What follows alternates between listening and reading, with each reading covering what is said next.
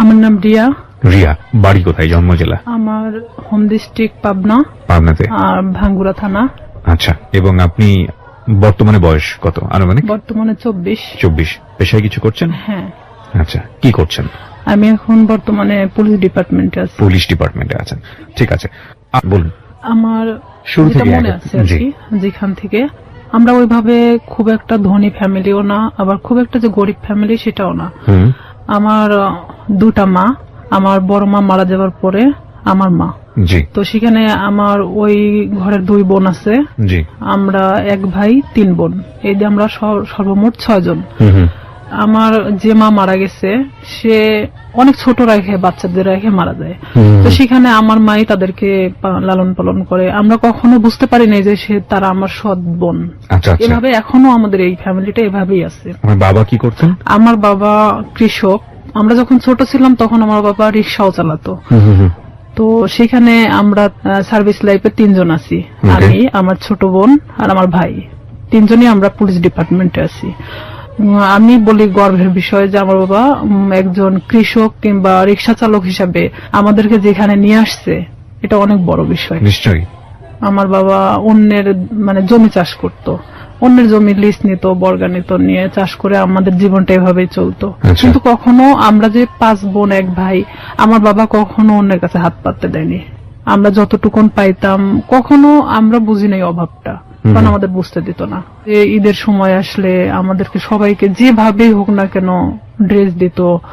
দেখা যেত আমার যে বড় বোন ছিল তাকে ড্রেস দিতেই হবে। তো আমি না এরকম আগে থেকেই ভাবতাম, আমার বাবা তো আসলে একজন কৃষক, সে আমাকে ঈদে দিলে পরের ঈদে হয়তো অন্যজনকে দিবে। কিন্তু আমার বড় বোনের মধ্যে এটা ছিল না। কিন্তু ও মানুষ হিসেবে খুব ভালো একটা মানুষ। কিন্তু সেখানে আমার ভাই তো বড় ছিল, আমাদের 3 বোনের বড় ছিল। ভাই তো ইচ্ছা করলে কিছু করতে পারতো, কিন্তু সে একটা অন্যরকম কোয়ালিটির। তার সাথে কখনো কথা বলা যেত না, রাগান্বিত, সে যেটা ভাববে সেটাই। তো এরকম দেখা গেল যে সে যখন এসএসসি পরীক্ষা দেওয়ার পরে সে ফেল করে, কারণ অন্যরকম বন্ধু বান্ধবের সাথে মিশতো, বিভিন্ন করতো। তো বাবা অনেক করতো যে আমার তো একটাই ছেলে আর ভবিষ্যৎ প্রজন্ম তো আমার এটাই। আমার বাবা দেখা যেত আমার ওই 2টা বোনকে বিয়ে দিয়ে দিছে, আমার বড় মায়ের, আর আমার বোন যেটা বড় তাকেও বিয়ে দিয়ে দেয়। তো দেখে আমার চাচা কিংবা আমার ফুপারা সবাই মিলে ভালো ভালো দেখে বিয়ে দিছে। দেওয়ার পরে তো এখন থাকলাম আমি। আপনার বয়স কত তখন? তখন আমার বয়স 13 বছর। আচ্ছা। তখন দেখা যেত বিভিন্ন সময় আমাকে বিভিন্ন ছেলেরা দেখতে আসতো, কিন্তু এটা আমি পছন্দ করতাম না। আমার চিন্তা ভাবনা ছিল পড়াশোনা করব, আমি নিজের পায়ে নাও দাঁড়ালে আমি একটা ম্যাচিউরড হওয়ার পরে বিয়ে করব, এরকম আমার চিন্তা ভাবনা ছিল। তো সেখানে দেখা যাচ্ছে যে আমার চাচা চাচিরা যারা আছে আমাদেরকে নিয়ে অনেক রকম কথা বলতো, কারণ তাদের 2 ছেলে 2 মেয়ে, 2 ছেলেই শিক্ষিত, 2টা মেয়ে শিক্ষিত। তো সেখানে তাদের চেয়ে আমরা একটু হলেও নিম ছিলাম, কারণ আমার বাবা যখন ছোট ছিল তখন আমার চাচাকে সেই বিয়ে পর্যন্ত সেই পড়াইছে। আমার বাবা ছোট ছিল তারপরও তাকে পড়াইছে আমার বাবা। তো সেখানে আমার ভাইকেও অনেক বোঝানো হয়, সে পড়াশোনা বাদ দিয়ে দেয় অলরেডি, যা তার ভালো লাগে না। ভালো লাগে না, তুমি কিছু একটা করো। আমার বাবার কথা যে কিছু একটা করো, কারণ তোমাকে আমি কত বছর বসায় রাখে খাওয়াবো। আমার ভাই বলে যে আমি কিছু করতে পারবো না, সে একদম চাচাছোলা কথা বলে, বিভিন্ন সময় মাকে মারতে যায়। এক কথায় যে সে অন্যরকম একটা কোয়ালিটির মানুষ। সবার বড় ছিল উনি। হ্যাঁ, উনি কাজ করছে, এগুলো করে, বন্ধু বান্ধবের সাথে মেশে। ও যেখানে 16-17 বছর বয়স, আর ও যাদের সাথে মিশতেছে তাদের 25-26 বছর বয়স। আইসে দেখা যেত কেউ কথা বললে তারাই মারতো ধরে। যেহেতু আমরা ছোট ছিলাম, আমার 5 বোনের মধ্যে আমি সবসময় রুখে দাঁড়াতাম। তো আমি বলতাম, কেন তুমি মাকে মারতে যাবা, দোষটা তো তুমি করছো, তুমি পড়াশোনা করো না, তুমি বন্ধু বান্ধব নিয়ে আড্ডা দাও। তার কথা যে আমি কেন এই কথাগুলো বলবো। তার ইচ্ছা, বাবা থেকে টাকা যাচ্ছে, ওকে দিতে হবে। নেশা করতো না, কিন্তু তাস খেলতো, এটা খেলতো, সেটা খেলতো। আমার বাবা যখন দিত না তখন দেখা যেত যে ও বিভিন্ন সময় মাঠ থেকে নিয়ে যেত, মাকে জোরপূর্বক ভাবে মাঠ থেকে কারাছেড়া করে নিত, এরকম। তো এই সময়টা কি আপনি লেখাপড়া করছিলেন নাকি? আমি তখন স্টাডিং রানিং এ আছি। কোন ক্লাসে পড়ছিলেন তখন? আমি তখন 6-7 এ পড়ছিলাম। আচ্ছা। আমার ভাই প্রতিনিয়ত আমাকে দেখতে পারে না।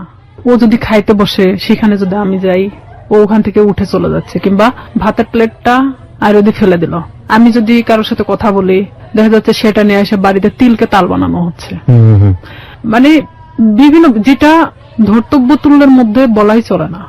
অলওয়েজ সময় মানে আমার দোষটা খুঁজে বেড়াতো, কারণ আমি সবসময় প্রতিবাদী ছিলাম। আমি আমার বাবার পক্ষে ছিলাম, আমার মার পক্ষে ছিলাম। আমার বাবা যখন কৃষক, উনি যখন মাঠে কাজ করত, আমি হেল্প করতাম। বর্ষার শেষে আপনার রসুন, পেঁয়াজ এগুলো অনেক কিছু গাড়া হয়। ওকে। তো সেই সময় আমি আমার বাবার সাথে গিয়ে আমি ওই পেঁয়াজ রসুন গুলো আমি গাড়তাম। মানে দিনের পর দিন এভাবে আমি জমিতে কাজ করতাম। হ্যাঁ, জমিতে কাজ করতাম। তো এলাকার সবাই বলতো যে এটা যদি অমুকের মেয়ে না হয় ছেলে হতো, ভবিষ্যতে অনেক কাজ হতো। তবে আমি পুলিশ ডিপার্টমেন্টে আসার আগে থেকে আমার স্বপ্ন ছিল যে আমি পুলিশ ডিপার্টমেন্টে জব করব। এটা কেন আপনার স্বপ্ন ছিল? এটা জানি না কেন, নয় যে আমি ছোট থেকে অনেক লম্বা ছিলাম। গ্রামের মানুষ সবাই আমাকে সেনাবাহিনী বলে ডাকতো। তো সেখানে দেখা যেত আমার মধ্যে সেই সময় থেকেই একটা জিনিস কাজ করতো যে আমি একটা ডিফেন্সে জব করব। ডিফেন্সে জব করবেন? আচ্ছা। হ্যাঁ, এটা আমার মধ্যে ইচ্ছা ছিল তখন থেকেই। তো সেখানে আমি যখন বাবার দিকটা দেখতে গেলে আমার পড়াশোনার দিকটাকে একটু হলেও পিছিয়ে যেতে হয়। শুক্রবার সারাদিন আমি আমার বাবার সাথে কাজ করতাম।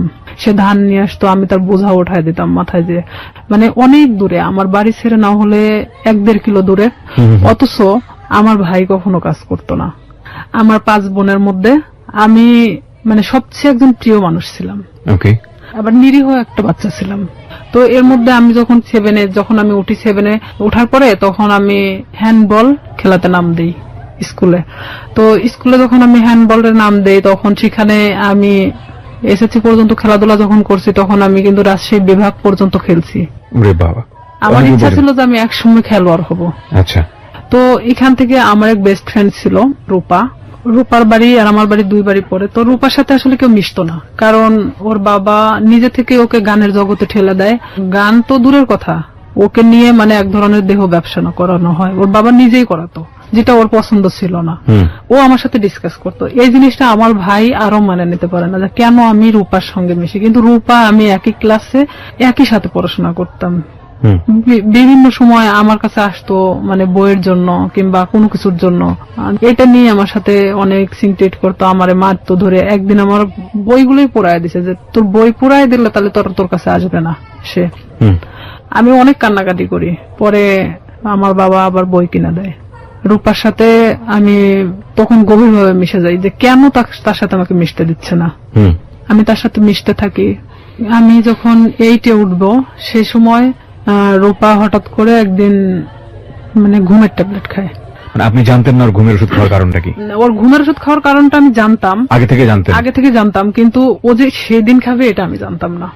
কারণ ওর বাবা নিজে থেকে দেখা যেত এমন এমন মানুষকে টাকা নিয়ে তার সাথে থাকতে বাধ্য করতেছে, যেটা হয়তো একটা মেয়ের পক্ষে সম্ভব না। যে রূপা এই জিনিসটা পছন্দ করতো না, আর তারপর ওর বাবা এটাকে বাধ্য করতো, ওর পুরো ফ্যামিলি ওকে বাধ্য করতো। তো সেখানে ও অনেক কান্নাকাটি করতো আমার কাছে আসে। তো এর মধ্যে ও একজনকে পছন্দ করতো, নাম হলো আনন্দ। উনি ছিল হিন্দু, রূপা মুসলমান। ও একজন বিবাহিত ছেলে ছিল। ভালোবাসার প্রলোভন দেখে অনেকদিন ওকে ইউজ করছে।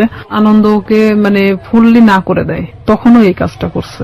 তো ও যখন এই কাজটা করবে, তার কিছু সময় আগেও আমার কাছ থেকে ঘুরে গেছে। ও যে 2 দিন খাইছিল না, এটাও আমি জানতাম না। তো এর মধ্যে গিয়ে ও তো ঘুমের ট্যাবলেট খেয়ে নিছে। নেওয়ার পর পরের দিন সকালবেলা রূপার মা আমাদের বাড়িতে আসছে। আমার মেয়ের কি হয়েছে, আমার ভাই ওখানে বসে। তো বলতেছে ও ঘুম থেকে উঠতেছে না, ওর মুখ দিয়ে টিয়া বের হচ্ছে। আমি কিছুই জানতাম না তখন পর্যন্ত, বিষ খাইছে না ঘুমের ওষুধ খাইছে না কি খাইছে। তখন আমি চলে গেলাম ওদের বাড়িতে। যাওয়ার পরে দেখি যে হ্যাঁ, ওর মুখ দিয়ে অনেক গুলটানি বেরোচ্ছে। তখন আমি ওকে অনেক জাগানোর চেষ্টা করি, তো জাগে না। পরে আমি জানতাম না যে ও কি খাইছে। তখন ভাবতেছি যে কে আসলে হসপিটালে নিয়ে যাওয়া উচিত। ওর মা ওর বাবা কি করলো, ওকে উঠায় রাস্তায় ফেলে দিয়ে গেল, যে তোর বেস্ট ফ্রেন্ড মারা গেলে তুই দায়ী। তখন আমার ভাই তো আমার ওখানে খুব মারলো। আমার বাবা আমাকে কখনো গায়ে হাত তোলেনি। আমার বাবা অনেক বকাঝকা দিল, গাল দিল, যে কেন অনেকবার নিষেধ করা হয়েছে ওর সাথে মিশতে, কেন মিশলা। তখন আমি এটাও ভাবতেছিলাম যে আসলে আমার ভুল ছিল, কারণ সে কখন কি করে বসবে, তার লাইফে তো এতটাও ভালো মুহূর্ত নাই। তো ওই মুহূর্তের জন্য ভাবতেছিলাম। তো আবার এটাও ভাবতেছিলাম, কোন মানুষের তো জীবনের কারোর সাথে ডিসকাস করা দরকার, সে নাই আমাকেই বেছে নিয়েছিল। এখন আমি অনেক কান্নাকাটি আমি নিজে থেকেও করলাম, যেহেতু আমার ভাই আমাকে মারছে। কোন ক্লাসে তখন আপনি? আমি ক্লাস তখন 8-এ। ক্লাস 8-এ, ওকে। তখন আমি অনেক কান্নাকাটি করার পরে তখন তারপরেও আমি ওকে ছাড়তেছি না, যে ও যদি মারা যায় তাহলে তো এটা তো আমার প্রবলেম হয়ে যাবে। তো আমি আমার বাবাকে অনেক রিকোয়েস্ট করলাম, চলো আমাদের বাড়িতে নিয়ে যাই। এলাকার কিছু ডাক্তার আছে যে ওই যে সাইকেলে করে ডাক্তারি করে বেড়ায়, তো ওনাকে নিয়ে আসা হলো। তখন উনি বলতেছে যে আসলে ওকে হসপিটালে ভর্তি করা উচিত, ওকে এখানে রাখলে মারা যেতে পারে। তখন আমরা নিজে থেকে তাকে হসপিটালে ভর্তি করি। তার 3 দিন পরে সে একটু স্বাভাবিক হয়। তখন আমি ওকে ওখানেই জিজ্ঞেস করি, রূপা কেন তুমি এটা করছো, আর তোমার জন্য তোমার ফ্যামিলি আমাকে হ্যারেস করতেছে। রূপা ও তো তখন খুব একটা ভালো কথা বলতে পারতো না। রূপা বলতেছে যে কেন আমাকে এই ধরনের কাজ করাতে বাধ্য করা হয়। তো এখানে এলাকার লোকজনও ওনাদেরকে এক ঘরে করে রাখছিল। যে লোকটার সাথে এটা করা হয়েছিল সে লোকটা এসে ওর বাবা চাপ দিছিল টাকার জন্য, যে যেহেতু তার মেয়ে এটা করবে না তাহলে তো 10,000 টাকা নিছে, টাকাটা তো ফেরত দিতে হবে। ও যখন ঘুমের ট্যাবলেটটা খাইছে, খাওয়ার আগে অনেক মারা হয়েছিল, পুরো শরীরটা ফাটানো ছিল। পরে ও আমাকে বললো যে দেখ আমাকে এভাবে মারছে, আমি কেন বাঁচতে থাকবো। আর তা আমি ওকে ডিরেক্টলি এভাবে বললাম যে তুই ঘুমের ট্যাবলেট কেন খালি, তুই তো বাঁচতে আছিস, পারলে মারা যাতিস। তো এইভাবে বেঁচে থাকার সে মারা যাওয়াটা অনেক ভালো না। তো ওরা হলো 2 বোন, সেখানে আমার বাবা যদি 5টা মেয়েকে পালতে পারে, সে কেন 2টা মেয়েকে পালতে পারবে না? তার বাবার জমি আছে, কিন্তু আমার বাবার তো কোনো জমি নাই। তাকে আমি এই কথাগুলো বোঝাতে থাকি যে রূপা দেখো, তুমি নিজে থেকে এখন নিজেকে দাঁড়ানো শেখো। তো সেখানে রূপা বাড়িতে আসে, ও ওখান থেকে চলে যাওয়ার সিদ্ধান্ত নেয়, যেখানে ইচ্ছা চলে যাবে। তখন আমি বলি না, এটা অসম্ভব। আমার মাও বলে যে আমার মেয়েকে যেখানে জড়ানো হয়েছে সেখানে তো তুমি এখান থেকে চলে গেলে তখন তারা আরো পেয়ে বসবে। তুমি তোমার বাড়িতে যাও, বাড়িতে যাওয়ার পরে সবার সামনে বলো যে আমি এই ফ্যামিলিতে থাকতে চাই না, তারপরে তুমি যেখানে ইচ্ছা চলে যাও। পরে তাকে আমরা বাড়িতে নিয়ে আসি। নিয়ে আসার পরে আমার বড় চাচা, তারপরে এলাকার কিছু লোকজন, চেয়ারম্যান নিয়ে তার বাড়িতে যাওয়া হয়। যাওয়ার পরে রূপা এক কথায় বলে যে আমি এগুলো করতে পারবো না, যার কারণে আমি সুসাইড করতে চাইছি। তো এখানে তো আসলে রিয়ার সাথে কোনো ইয়ে ছিল না, ও আমার সম্পর্কে জানতো এটাই। তখন ওর ফ্যামিলির সামনে, সবার সামনে যখন এই কথাটা বলার পরে তখন ওর ফ্যামিলি বলতেছে যে না, ওকে ফুসলাইছে, ও ঠিক আছে আমাকে দোষ দিচ্ছে। ও সবার সামনে বললো না, ওর কোনো দোষ নাই, আমি আজকে থেকে এখান থেকে চলে যাবো, আমার যেখানে ইচ্ছা চলে যাবো, আমি এই ফ্যামিলিতে থাকতে চাই না। তখন ও নিজের ইচ্ছায় ওর বাসা থেকে ওর কাপড় চোপড় যা ছিল নিয়ে বের হয়ে চলে যায়। তো সেখান থেকে আমি এক কথায় যে নিঃসঙ্গ হয়ে পড়ি, একা। তখন দেখা যাচ্ছে যে আমার ভাইয়ের সাথে একটা ছেলে পড়তো, ছেলেটার নাম হলো শামীম। তো এই শামীম, আমি তাকে তখন ভাই বলে ডাকতাম, যেহেতু আমার ভাইয়ের ফ্রেন্ড। তো আমাদের বাড়িতে অনেক আগে থেকে ওঠা বসা, সেটা আমি বলতে পারবো না যে কবে থেকে। আমার মনে হয় যে জ্ঞান হওয়ার পর থেকে তাকে দেখতেছি। সে আমাদের বাড়িতে ওঠা বসা করতো, আমি ওইভাবে কখনো তাকে দেখি নাই। আমি আবার কিছু জিনিস নিয়ে ভাবতাম যে আসলে আমার কিছু করা দরকার, পড়াশোনার খরচটাও বেড়ে যাচ্ছে, আর এখানে দেখা যাচ্ছে যে আমি নিজের পায়ে এখন থেকে দাঁড়াতে চাই। তো সেখানে আমার বাসাটা আসলে প্রপার থেকে 1 কিলো ভিতরে, খুব একটা দূরে না। মাঝখানে একটা অফিস আছে, ডিশ লাইন অফিস। তো সেই ডিশ লাইন অফিসে মেয়েদেরকে নিয়োগ দেওয়া হচ্ছিল যে তারা বিল কালেক্ট করবে। তো 4,500 থেকে 5,000 টাকা বেতন হবে। আমি যদি এই কাজটা করি তাহলে দেখা যাচ্ছে যে অন্তত আমি আমার নিজেকে নিজে চালাতে পারবো, এমনকি আমি একটু হলো নিজের লাইফটাকে বুঝতে শিখবো। তো ওনারা বলতেছে যে তুমি আমাদের ফিক্সড বেতন হলো 4,500 টাকা, আমরা তোমাকে কিছু এলাকা দেব। সেই এলাকাটা নেওয়ার পরে তুমি যদি চাও যে হ্যাঁ আমি তার চেয়ে বেশি নিতে পারবো, তাহলে তোমার বেতনটা বাড়বে। আর যদি তুমি সেই এলাকার মধ্যেই থাকো যে এর চেয়ে আমি বেশি পারবো না, তাহলে তোমার 4,500 টাকার বেশি হবে না। আমাকে সব কথা খুলে বলা হয়। প্রথম মাসটা আমি 350 কার্ড নেওয়া হয়, 4টা এলাকায় 350 কার্ড ছিল, 350 ডিশ লাইন ছিল। তখন আমার তো নিজের এলাকা, প্রপার থেকে আমার বাড়ি যতটুকুন দূরে এতটুকুনের মধ্যে সবকিছু। তো এক একটা বাড়িতে দেখা যাচ্ছে 2টা-3টা করেও ডিশ লাইন থাকে। তো 350 কার্ড খুব একটা বেশি জায়গা না। আমার ভাই এটা পছন্দ করতো না, কিন্তু আমার বাবা পছন্দ করতো। তো সেখানে আমি যখন এই কার্ড নিয়ে প্রথম বাড়ি বাড়ি যাই, তাদেরকে আমি বলে আসি যে দেখেন আমি তো প্রত্যেকদিন আসতে পারবো না, হয়তো একটা এলাকায় আমি একদিন করে ঢুকবো, আপনারা একটু টাকাটা রাইখে দিয়েন, বেশি তো না 100 টাকা করে রাইখে দিয়েন, আমি এসে নিয়ে যাব। তো আমি এভাবেই যখন বিল কালেক্ট করতে থাকি, আমার দেখা যেত যে মাসে 3 দিন বের হলেই হয়ে যেত। আমি ইচ্ছা করলে আরো মানে জায়গা নিতে পারি। ডিশ লাইনে আপনি মেয়ে হয়ে হয়ে বিল কালেক্ট করতেন, কোনো হ্যাঁ, সমস্যা হতো আমাদের না? ওখানে সবাই মানে সব মেয়েরা করে মেয়েরা সব কাজ? করে। আচ্ছা আচ্ছা, ওকে, খুব ভালো তো। হ্যাঁ, তো আমি আমার স্কুল শেষ করে আমি যখন হাঁটে আসতাম ওই এলাকা দিয়ে, তখন আমি ওই বিল কালেক্ট করতে করতে চলে আসতাম। এটা শামীমের বাড়ির মধ্যেও পড়ছে আমার এলাকাটা। জি। তখন শামীমের বাসা তো ওই ডিশ লাইনের অফিস থেকে 200-300 গজ দূরে হবে। একদিন হঠাৎ করে শামীম আমাদের বাড়িতে আসে। উনি আমার- কি মানে সম্পর্কে কি হতো আপনাদের? সম্পর্কে আমার ভাইয়ের বন্ধু। আপনার ভাইয়ের বন্ধু হতো? হ্যাঁ। ওকে। ওইভাবে চিনা, কিন্তু আমি কখনো কথা বলতাম না। হঠাৎ যদি কথা বলতাম মানে ভাইয়া হিসাবে কথা বলতাম। সে আমার 10 বছরের সিনিয়র ছিল। উনি আমাকে একদিন এসে খোঁজ করে আমার মার কাছে। মাকে এসে বলতেছে যে রিয়া কোথায়? তো আমার মা বলতেছে ভিতরে আছে। এখন আমাকে ডাক দিল, আমি আসলাম। তো বলতেছে যে তোমার নাম্বারটা দেওয়া যাবে? তো বললাম কেন? আমার মার সামনে বলতেছে। তো বললাম কেন? তো বলতেছে যে আসলে আমার তো 2 মাসের বিল দেওয়া হয় নাই, তো আমি তো এই মাসেও দিতে পারবো না, তো যখন দিব তখন তোমাকে আমি ফোন দেবো। তো বললাম ঠিক আছে। যেহেতু ভাইয়ের বন্ধু, সেখানে তো আমি কখনো এ ধরনের কোনো কিছুই ভাবি নাই তাকে নিয়ে। আমাকে যেদিন নাম্বারটা নিয়ে গেছে তার পরের দিন রাত্রে ফোন দেয়। এটা হলো 2007 সালের ঘটনা। আমি তখন ক্লাস 8 এর শেষের দিকে। আমি ফোনটা রিসিভ করলাম। রিসিভ করার পরে সে কথা বললো না। আর আমি ওনার নাম্বারটা চিনতামও না। কথা বলে না। তো 2-3 বার আমি ফোনটা রিসিভ করলাম। রিসিভ করার পর তখন রাত 12টা বাজে। আর 2007 সালের ওদিকে 12টার পরে যে 25 পয়সা মিনিট ছিল, তো সেই সময় ও আমারে ফোন দিত। তো ফোন দিত, আমি কথা বলি যে কে কে এরকম বলতাম। আর তখন ওইভাবে আসলে ব্ল্যাক লিস্ট এটা সেটা বুঝতামও না।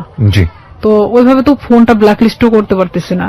এখন আমি তো বারবার বলতেছি কি আপনি কথা বলেন না কেন? তো হঠাৎ করে অন্য একটা নাম্বার থেকে ফোন দিছে। তো এখন বলতেছে রিয়া আমি শামীম। আমি বলতেছি কোন শামীম? তো বলতেছে যে তুমি আমাকে চেনো না? আমি বললাম না। তো আমি তখন বুঝতে পারছি যে শামীম বলতে তো উনি হবে। তো আমি বলতেছি না, আমি তো ঠিক চিনলাম না, আপনি কে? তো বলতেছে যে আমি তোমার ভাইয়ের বন্ধু। তো আমি বললাম, হ্যাঁ বলেন। তো এত রাত্রে ফোন দিচ্ছেন কেন? তো বলতেছে যে তোমার সাথে আমার কিছু কথা ছিল। তা আমি বললাম ঠিক আছে বলেন, সমস্যা নেই। তো বলতেছে যে তোমারে কেউ একজন পছন্দ করে। তো আমি জানতাম, আমার এক ক্লাসমেট ছিল, ওর নাম ছিল হামিদুল। তো ও আমাকে এর আগে ঠিক 4-5 দিন আগে ও আমাকে মানে প্রপোজ করে, যেটা আমি অ্যাকসেপ্ট করি না। না করাতে তো আমি ভাবলাম যে ওরই বাড়ির পাশের, আবার ভাবলাম যে হয়তো ওকে ওই কথাটা বলছে, যার কারণে আবার আমাকে এটা জানাচ্ছে। তো আমি বলতেছি আমি জানি যে কে। তো বলতেছে কে? তো বললাম হামিদুল। আমি ওকে পছন্দ করি না, ওকে নিষেধ করে দিন, ও যেন আমাকে এই ধরনের মানে প্রস্তাব না দেয়। তখন বলতেছে আমি তো এটা জানতাম না যে হামিদুল তোমাকে পছন্দ করে। তা আমি বলতেছি তাহলে আপনি কার কথা বলতেছেন? তো বলতেছে যে আমি আমার নিজের কথাই বলছি। সে ডিরেক্টলি এভাবে বলতেছে যে আমি আমার নিজের কথাই বলতেছি। সে যখন এইভাবে বলতেছে যে আমি আমার নিজের কথা বললাম, তখন আমি এক মুহূর্তের জন্য চুপ হয়ে গেছি যে সে কি বলে, এটা কি আদৌ সম্ভব যে আমার ভাইয়ের বন্ধু, তারপরে আমার চেয়ে 10 বছরের সিনিয়র? তো আমি সেখানে না বলে দিই যেটা ভাই কখনোই সম্ভব না।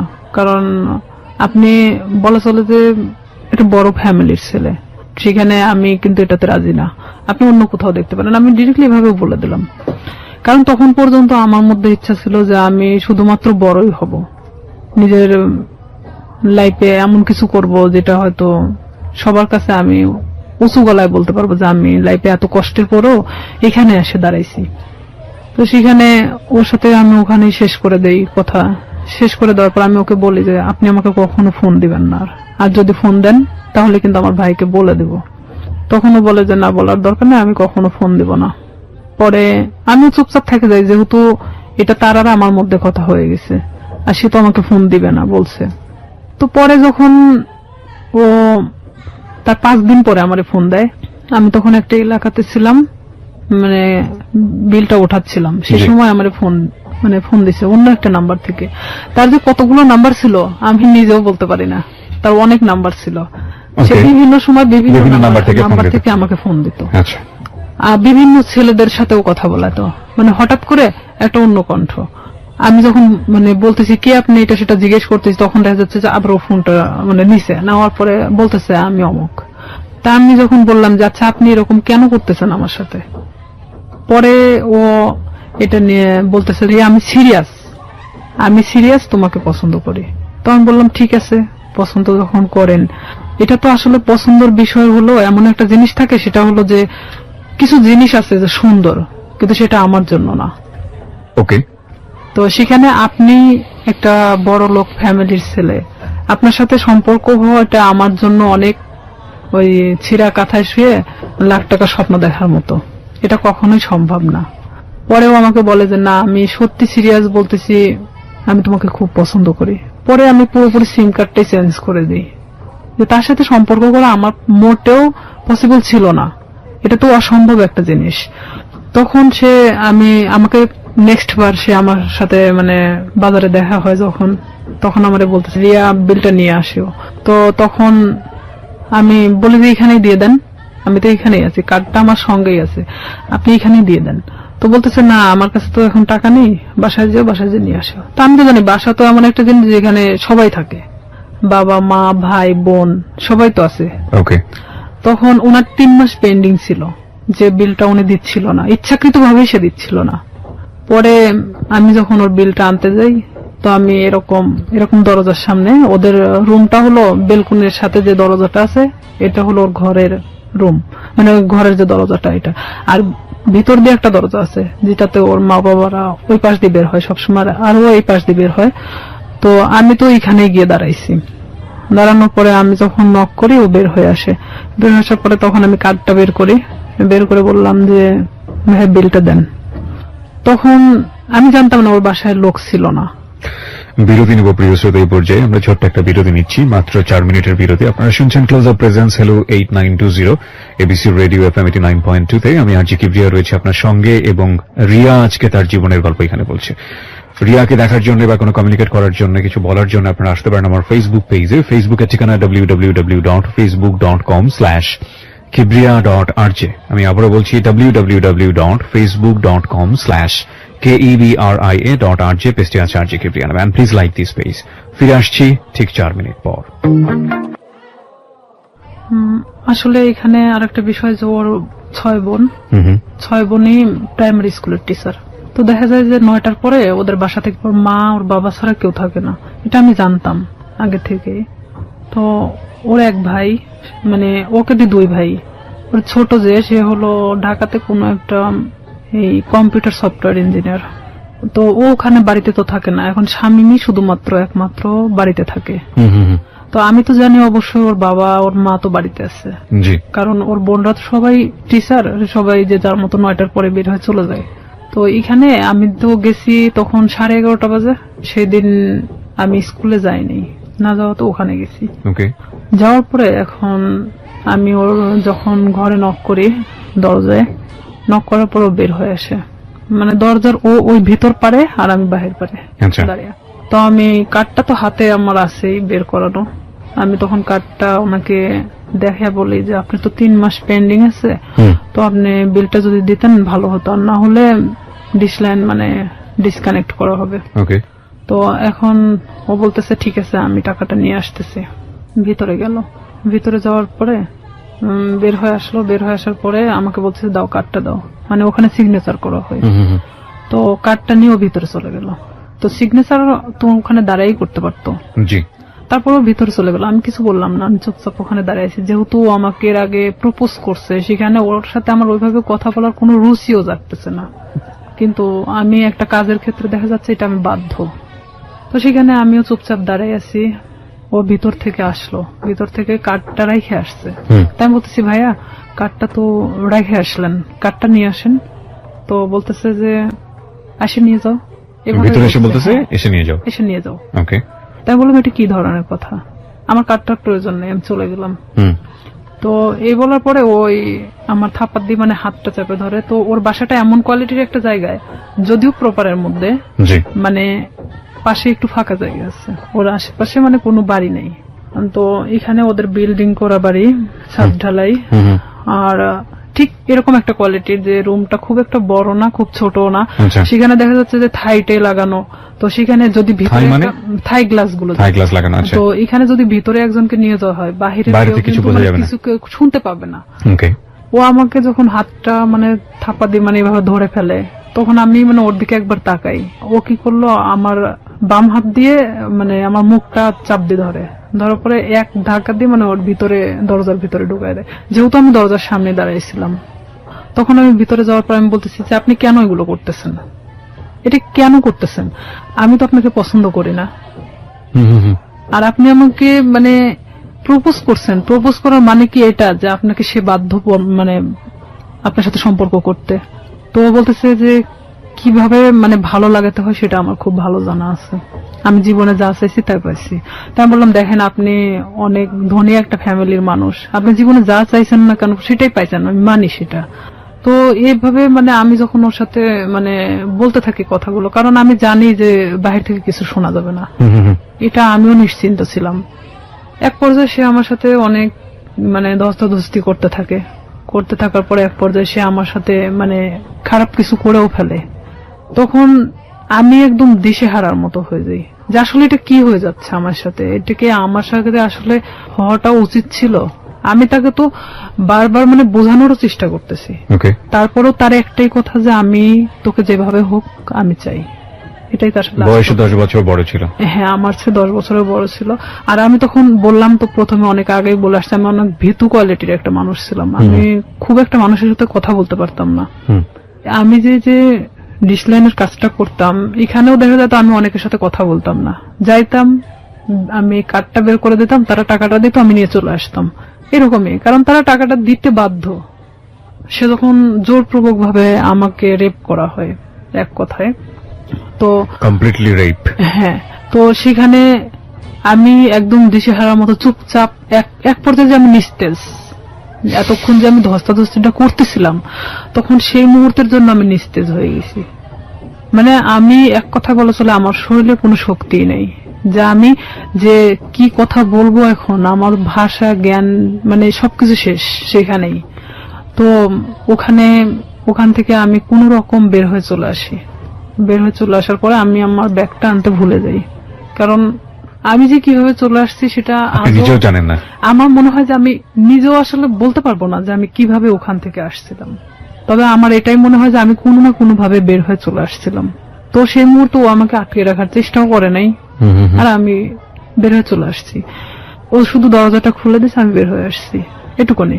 কিন্তু ওখানে যে আমার ব্যাগটা রয়ে গেছে, আমার কার্ডগুলো রয়ে গেছে, মানে এরকম কোনো জ্ঞান আমার মধ্যে ছিল না, কারণ এরকম শট আমি কখনো খাইনি যেটা ওই মুহূর্তের জন্য পাইছি। তখন আমি বাড়িতে চলে আসি ডিরেক্টলি। বাড়িতে আসার পরে আমার মা জিজ্ঞেস করে তোর ব্যাগ কোথায়। তো এখানে আরো একটা কথা, আমি আরেকজনের সাথে মিশতাম, সে আমার সম্পর্কে ভাগ্নি হয়, সাথী নাম। সে অবশ্য 2013 সালে সুসাইড করছে, মারা গেছে সে। সাথীদের বাড়িতে আমি উঠা বসা করতাম মাঝে মধ্যেই। তো আমি মারা এভাবে বলতেছি, মা আমি মনে হয় সাথীদের বাড়িতে রেখে আসছি, কিন্তু আমি কিন্তু শিওর না, আমি এমনি তাকে বোঝানোর জন্য যে আমি সাথীদের ওখানে মনে হয় ব্যাগটা রেখে চলে আসছি। তাই আমার মা কিছু বললো না, কারণ সাথীদের বাড়ি আমার বাড়ি থেকে 5-6 বাড়ি দূরে। তো সেখানে মা আমাকে আর কোনো কথা বললো না, আমি আমার রুমে চলে যাই। আমি একা এক ঘরে থাকতাম। আচ্ছা। তো আমি আমার রুমে ঢোকার পরে চুপচাপ একা একা কান্না করি, কারণ আমি এই কথাগুলো আমি কারোকে বলতেও পারতেছি না, কারণ এটা সম্ভব না। এখনকার লাইফে হয়তো সম্ভব, কারণ এখন আমরা অনেকটাই বুঝতে শিখছি, অনেকটা প্রতিবাদী হওয়া শিখছি, কিন্তু আজ থেকে 2007 সাল মানে অনেকটা দূরে ছিল। আর তখন গ্রামের মানুষ মানে এগুলো নিয়ে অনেক ভয় পেত যে আমার সাথে ঘটে যাওয়া ঘটনা যদি আমি কারোকে প্রকাশ করি, লাইফে আমারই অনেক ক্ষতি হবে। দেখা যাবে আমাকে অনেকেই বলবে যে রেপিস্ট একটা মেয়ে, এ ধরনের ইঙ্গিত করবে। যার কারণে আমি চুপচাপ মানে কোনো কথা না বলে কারোকে বলি নাই, আমি সব নিজের মধ্যে রাখি। এভাবে যখন আমি নিজের মধ্যে রাখি, স্বামী আমাকে বারবার ফোন দেয়, আমি ফোনটা রিসিভ করি না। রিসিভ না করাতে ও আমাকে প্রায় আমাদের এলাকায় এসে দাঁড়ায় থাকতো। আপনি এই যে এত বড় একটা ঘটনা ঘটে গেল, এরপরে আপনি কোথাও বিষয়টা শেয়ার করেননি কারোর সঙ্গে? আমি শেয়ার করি নাই, কারণ আমি তো আসলে ভাবতেছিলাম যে আমি এই কথাটা কিভাবে বলবো, যাকেই বলবো না কেন এটা তো বার্গেনিং হয়ে যাবে আর পুরো এলাকা ছাড়া যাবে। তখন আমি কিভাবে মানুষের সামনে মুখ দেখাবো? আমার তো সুসাইড ছাড়া তো উপায় ছিল না তখন, কারণ এটা মানে একটা গ্রাম্য মেয়ের কাছে যে কতটা লজ্জাজনক। কিন্তু আমি তো একটা গ্রামে বড় হয়েছি, সেখানে আমার কাছে অনেকটাই কষ্টের জনক ছিল, কারণ সেখানে দেখা যাচ্ছে যে আপনি কিছু নাও করলে আপনার কোনো একটা ব্যাড সাইড নিয়ে তারা সবসময় গবেষণা করে। আর এটা তো অনেক একটা বড় বিষয় ছিল। তখন আমি আমার ফ্যামিলির তো কারোকে জানাই নেই, বাট এখানে আমি যে সাথীর সাথেও মিশতাম, মানে এই রূপা চলে যাওয়ার পরে আমি সাথীরও কখনো বলি নাই যে আমার সাথে এরকম কিছু একটা হয়েছে। পরে এটা যখন ঠিক 1.5 মাস পর আমি কেন জানি বুঝতে পারি যে আমার মধ্যে কোনো একটা পরিবর্তন হচ্ছে। পরিবর্তনটা এরকম, হয়তো আমার কোনো কিছু ভালো লাগে না, খাইতে মন চায় না, উঠতে মন চায় না, বসতে মন চায় না, মানে আমি একটা অন্যরকম জিনিস ফিল করতেছি নিজের শরীরের ভেতরে। হ্যাঁ, Right. যেটা এক কথায় যে আমি ঘুমাইলে উঠতে পারি না, মানে খালি ঘুমাতেই মন চায়। তারপরে আমার মা জিজ্ঞেস করতো যে তুই এরকম তো ছিলি না, খাওয়া দাওয়া বন্ধ, মানে কেমন একটা অন্যরকম। তাই আমি বলতাম যে আমি তো অনেক হাঁটাহাঁটি করি, যার কারণে আমার না ঘুমালে আর উঠতে মন চায় না, আমি বুঝতে দেয় না। পরে এইভাবে যখন আমার মা তো ওইভাবে আসলে কখনো ফোর্স করে না, কারণ তারা জানতো যে এরকম কোনো কিছু কখনো হবে না। তখন আমার বড় বোন আমারে অনেকবার জিজ্ঞেস করে যে কি হয়েছে তোর, তুই একা একা থাকিস, কথা বলিস না কারোর সাথে, তো সমস্যাটা কি? বলে না কিছু সমস্যা নাই, এদিকে পড়াশোনা তো সামনে, তো এসএসসি পরীক্ষা, আবার এদিকে তো আমি যে কাজটা ধরছি আমার মনে হয় না যে আমি কাজটা করতে পারবো। কারণ আমি তখন একটা জিনিস ভাবতেছিলাম যে আমি আজ বড় হতে গিয়ে অনেক ছোট হয়ে গেছি, এটাই ভাবতেছিলাম। এরপরও আপনাকে ফোন দিয়ে বারবার ডিস্টার্ব করতো, হ্যাঁ। তাই তো? হ্যাঁ, সে বারবার আমাকে ফোন দিত, ফোন দিয়ে বলতো যে তুই কেন ফোনটা রিসিভ করিস না, এতবার ফোন দেওয়ার পর কেন রিসিভ করিস না, তুই তো গাড়ি করেই বলতো। আমি বলতাম দেখেন আপনি আমাকে কেন এরকম করতেছেন, এটা করার মানেটা কি? যা হবার তা তো হয়ে গেছে। আপনি তো একটা মেয়েকে ভোগ করার দরকার ছিল, করছেন। আমি এভাবেই বলি তাকে, তাহলে আর কি দরকার? তো সে আমাকে বলে যে না, কিন্তু আপনাকে আমার এই প্রশ্নটা আবারও করতে হবে। এত বড় একটা ঘটনা ঘটে যাবার পরে আপনি বাসায় শেয়ার করলেন না কেন, কাউকে জানালেন না কেন? শেয়ার করে নেই, আসলে এটা আমি অনেকটা ভেবেছিলাম, যেহেতু আমার ভাই পূর্বে থেকে আমার সাথে ভালো সম্পর্ক না, এখানে যদি আমি শেয়ার করে দেখা যাচ্ছে যে অনেকটা আমার দিকেই গড়াবে। আচ্ছা, এটাও একটা বিষয় ছিল। আর একটা কথা যে সমাজ, যেটা মানুষ হয়তো আমাকে খারাপ ইন্ডিকেট করবে যে মেয়েটা এরকম হয়েছে, হয়তো আমার প্রফেশনাল লাইফে আমি যেটা হতে চাচ্ছি দিস ইজ 100% সেখানে আমি আমার লাইফ নিয়ে সবসময় বেশি ভাবতাম। আমাদের সোসাইটিটাই ফরচুনেটলি আর আনফরচুনেটলি এরকমই। আমরা কোনো ঘটনা ঘটে গেলে সেটা নিয়ে যতটা ক্যাওয়াস তৈরি করি, কেউ কখনো ভেতরে যাওয়ার চেষ্টা করি না। এবং সেটার রিফ্লেকশন ইদানিং ফেসবুকে এত বেশি দেখা যায় যে সামটাইমস উই ফিল অ্যাশেমড, লজ্জিত হই। আমাদের আসলে প্রত্যেকটা জিনিসই একটা জিনিস কি, আমরা যে কথাটা বলি, আমরা যে কাজটা করি বা যাই করি না কেন, সেটা কিন্তু শুধুমাত্র আমি না, আমার ফ্যামিলি, আমার বেড়ে ওঠা, আমার সবকিছুকে ফোকাস করে। আর কোন একটা মানুষের কোন পার্টিকুলার বিষয় ধরে সে বিষয়টা নিয়ে নাড়াচাড়া করা, কাউকে খুব সোজাভাবে মন্তব্য করে দেয়া, বিশেষ করে এই যে রেপের মতো ঘটনাটা, যেটা হলে আমাদের সমাজে সবসময় মেয়েদের দিকে আঙ্গুল তোলা হয়, ভিকটিমের দিকে আঙ্গুল তোলা হয়। এবং দেখবেন যে পত্রপত্রিকায় যখন সংবাদ আসে, আমরা আমাদের সামাজিকতার কথা ভেবে ওই মেয়েটাকে আমরা সামনে আনি না, ফোকাস করি না, তার ছবি প্রকাশ করি না। কেন করি না এই কারণে সামাজিকতায় সমস্যা হবে। তার মানে আমাদের সামাজিকতা কতটা দুর্বল। একজন মানুষ, আমি সম্ভবত ইন্ডিয়াতে এরকম একটা কেস আমি দেখেছিলাম যে সে রেপড হয়েছিল এবং সে ভিকটিম বলতেছিল যে আমি কোথাও ফেস লুকাবো না, আমি টেলিভিশনে গিয়ে সাক্ষাৎকার দেবো, আমি বলবো আমার সঙ্গে এটা হয়েছে ওটা হয়েছে। আমি কেন ফেস লুকাবো, আমি তো কোনো অপরাধ করিনি। আমি বলছি না যে ইন্ডিয়ার সমাজ আমাদের চাইতে অনেক বেশি অ্যাডভান্স, বাট তার চিন্তা ভাবনাটা অনেক বেশি অ্যাডভান্স ছিল। কিন্তু বড় কথা হচ্ছে সে এতটা সাহসী পদক্ষেপ নিয়েছে, ঠিক আছে, কিন্তু এই সাহসী পদক্ষেপ কি সমাজ ভালোভাবে দেখেছে? এবং দেখে না বলেই আমরা যে মেয়েটি রেপ হয় তাকে আমরা ফোকাস করি না এবং করতে পারি না। সো যেটা বলছিলেন আপনি, তারপরে যখন আপনি যে জায়গাটায় ছিলেন যে আপনি ফ্যামিলির কাউকে বিষয়টা শেয়ার করেনি এবং আপনি শরীরের মধ্যে একটা চেঞ্জ পাচ্ছিলেন, ঘুমাচ্ছেন তো ঘুমাচ্ছিলাম। আবার একটা কথা যে আমি আমার প্রফেশনাল লাইফটাকে নিয়ে বেশি ভাবতেছিলাম। এটা আমার ছোট থেকে স্বপ্ন ছিল পুলিশ হওয়ার। আর আমি এটা জানতাম যে কোনো মেয়ে যদি বিবাহিত কিংবা এরকম কোনো তার ঘটনা থেকে থাকে তাহলে সে কখনো পুলিশ ডিপার্টমেন্টে ঢুকতে পারবে না। বিশেষ করে আমি তো কখনো আসলে শামীমকে পছন্দ করতাম না, সে আমার সাথে যেটাই করুক না কেন। আমি ভাবছিলাম যে সাবজেক্টটা ওখানেই ক্লোজ, আমি নিজে থেকে ওখানে শেষ করে দিছি। কারণ আমার সুসাইড করার কোনো ইচ্ছা ছিল না। আমি কারোর কাছে রেপ হয়েছি তার মানে এই নয় যে আমি হারে গেছি, এটা আমার মধ্যে ছিল না যে আমি সুসাইড করব। আমি কখনো হারতে শিখি নাই, যেখানে গেছি না কেন আমি যদি কষ্ট করে হলো সেটাকে আমি অর্জন করছি। তো সেখানে দেখা যাচ্ছে আমি আমার চেঞ্জের বিষয়টা, যে আমি নিজের মধ্যে মানে কোনো কিছু ফিল করতেছি যে আমি খাওয়া দাওয়া এটা সেটা আমার খুব প্রবলেম হচ্ছে, তখন আমি নিজে নিজেই মানে এটা নিয়ে ভাবতে থাকি। তখন কেন জানি মনে হয় যে আচ্ছা শামীম তোমার সাথে এটা করছে, আর আমি আসলে প্রেগনেন্ট বিষয়টা বুঝতাম না তখনও, যে কিভাবে এটা মানে প্রেগনেন্ট হয়। তখন আমি আমার পাশের বাড়ির এক ভাবিরে জিজ্ঞেস করি, আচ্ছা মানে কথায় কথায়, তার সাথে আমি অনেক ফ্রি ছিলাম, জিজ্ঞেস করি যে ভাবি আমি তো অনেক কিছুতেই আসলে জানার চেষ্টা করি, তো আসলে একটা মেয়ে প্রেগনেন্ট হয় কিভাবে? তো বলতেছে বিয়ে কর তারপর বুঝবি। আমাদের সে হাসতে হাসতে এই কথা বললো।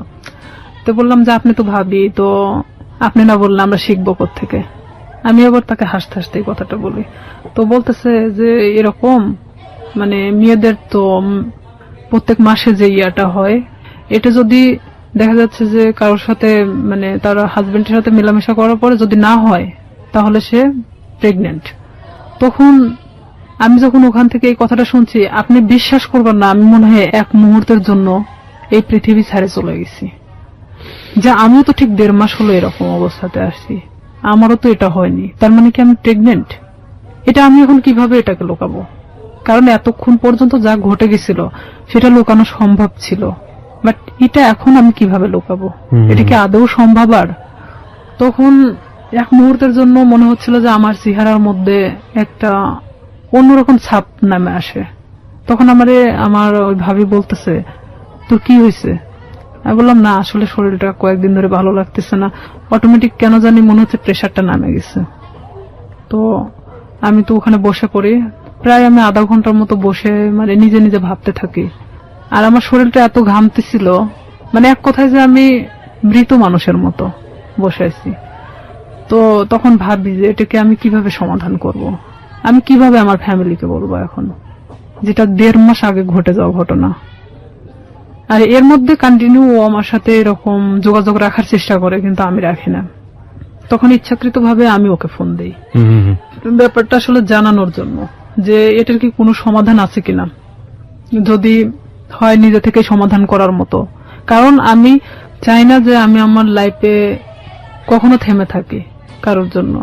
তখন ওকে আমি যখন ফোন দিয়ে বলি যে শামীম আমি তো এরকম, আর এটা বিষয় তো আমি জানতামও না, তুমি তো আমার সাথে 10 বছরের সিনিয়র, তুমি যে আমার সাথে এটা করছো, যেটাই করো না কেন তুমি আমাকে বলতে পারতা যে এরকম হওয়ার সম্ভাবনা আছে, তুমি সেটাও আমাকে বলো নাই।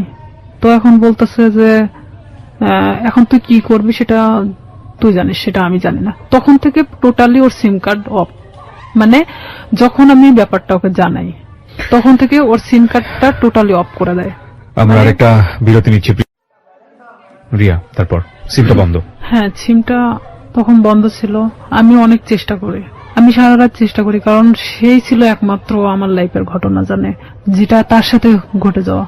কোন ক্রমে যদি আমাকে এটা থেকে মানে রেহাই দিত তাহলে হয়তো আমি আমার সামনের লাইফটা হয়তো ভালোভাবে কাটাতে পারতাম। কারণ আমি গ্রাম্য মেয়ে হিসেবে আমি এটা কখনোই মানে ফ্ল্যাশ করতে পারতেছিলাম না, এটা আমার কখনো সাহসে কুলায় উঠতেছিল না। যখন ওকে আমি বারবার ফোন দিতে থাকি, ওর ফোনটা সুইচ অফ, তো সুইচ অফে কোন প্রকার ওকে আমি যোগাযোগ করতে পারতেছি না। তখন আমি ভাবলাম যে কোনো ভাবে এটা আমাকে পদক্ষেপ নিতে হবে। তখন পরের দিন সকালবেলা মানে আমি পুরোটাই আনবো না, এক কথায় যে মানে পাগল বলা চলে, আমার মা খাইতে বললো আমাকে, আমি না খেয়ে বের হয়ে গেলাম বাড়ি থেকে। হসপিটালের সামনে বসে আছি, কিছু ডিসপেন্সারি আছে সামনে বসে আছি, ওখানে বসে বসে ভাবতেছি যে আসলে কি করা যায়। ভাবলাম যে আচ্ছা এটা আমি টেস্ট করাই নেই আগে, যে আসলে কি আমি প্রেগনেন্ট কিনা, অযথা এটা নিয়ে আমি কেন ভাবতেছি, নিজে পরীক্ষা করে দেখি। তো এখানে যে প্রেগন্যান্সি টেস্ট করানোর জন্য আপনার যে টেস্ট টিউব যে কাঠিগুলো পাওয়া যায়, ভাবতেছি যে আমি দোকানে কিনতে গেলে তারা ইভেন কি ভাববে আমি একটা অবিবাহিত মেয়ে, তো সেখানে আমি কেনই বা ওটা চাইতে যাব। আর যেহেতু আমার এলাকার লোক সবাই, তো সেখানে আমি গিয়ে বলতেছি দোকানদারকে, এমন ভাবে বলতেছি যে ওটা আসলে আমার না। তখন আমি বলতেছি আঙ্কেল একটা ওই টেস্ট টিউব ওই কাঠিগুলো দেন তো। তো বলতেছে কার জন্য? তো বললাম আমার এক চাচির জন্য। বলতে একটু তাড়াতাড়ি দেন।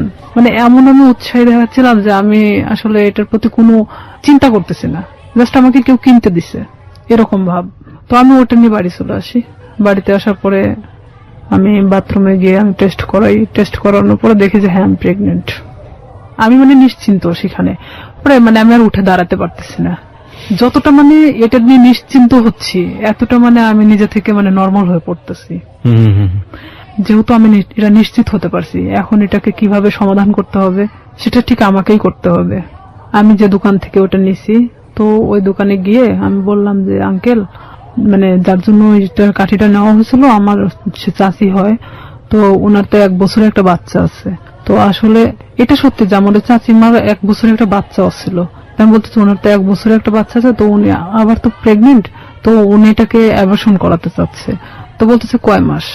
তো বললাম যে সঠিক তো আমি জানি না। তো বলতেছে যে তুমি শুনে আসিও, তাহলে সেই অনুযায়ী মানে বলা যাবে। তো আমি সেই মুহূর্তের জন্য ভাবলাম যে আসলে এটা আমার একদিন ওয়েট করাটা উচিত, যেহেতু এখানে পুরোটা আমি নিজেকে এড়ানোর চেষ্টা করতেছি। পরের দিন সকালে আবার যাই, যাওয়ার পরে বলতেছি যে আমার কাছে বলা হয়েছে 1.5 মাস। তো বলতেছে যে 1.5 মাস হলে আসলে তো আসলে এইভাবে তো এগুলো খুব সেন্সিটিভ একটা জিনিস, অনেক রিস্কি হয়ে যায়। তো থাক না, 1 বছরে যেহেতু বাচ্চা আছে এটা থেকে যাক, সমস্যা কি? তা আমি বলতেছি আসলে আমার চাচাও তো খুব একটা ভালো দেখে না, তো ওই ক্ষেত্রে আসলে চাচি চাচ্ছে না যে বাচ্চাটা রাখুক। তো এইখানে আমি বলতেছি না, আসলে আমাকে তো খুব জোর করে বলছে যে বাচ্চাটা সে রাখবেই না। তো সেখানে যদি আপনি পারতেন ওষুধটা দিলে উপকার হতো। তো আমি আসলে সেভাবে উৎসাহ দেখাচ্ছি না, কারণ এখানে দেখাতে গেলে দেখা যায় যে নিজেরটা একটু মানে বেশিটা বাড়ায় আসে। তখন আমি 2-3 বার রিকোয়েস্ট করার পরে তো বলতেছে যে আসলে এটা তো কোনো খুব হাই রিস্ক, তো প্রেগন্যান্সি থেকে থাকে তাহলে কি উনি নিশ্চিন্ত? তো বললাম হ্যাঁ নিশ্চিত যে প্রেগন্যান্ট উনি। ওষুধ আমাকে দিল, দেওয়ার পর বলতেছে এই ওষুধগুলো ওনাকে 4টা ওষুধই একসাথে খেতে বলবেন, 12 ঘন্টার মধ্যে এটা অ্যাবর্শন হয়ে যাবে, কিন্তু ব্লিডিং হতে থাকবে। এটা কিন্তু ওনাকে এই ব্লিডিংটা নিয়ন্ত্রণ করার জন্য তাকে কিন্তু ট্রিটমেন্ট নিতে হবে, আমাকে এই কথা বললো।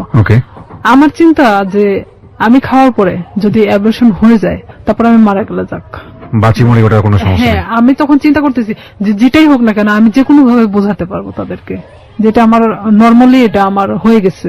তখন আমি বাড়িতে চলে আসি। বাড়িতে আসার পরে আমি এই জিনিসটা রাত্রেবেলা খাই। খাওয়ার পরে আমার ঠিক রাত 12টা 12:30টার দিকে আমার পেটে অনেক পেন করে, অনেক ব্যথা করতেছিল। আমি কিছুতেই মানে ঠিক থাকতে পারতেছিলাম না। এদিকে আমি তো আমার একা এক রুমে থাকি,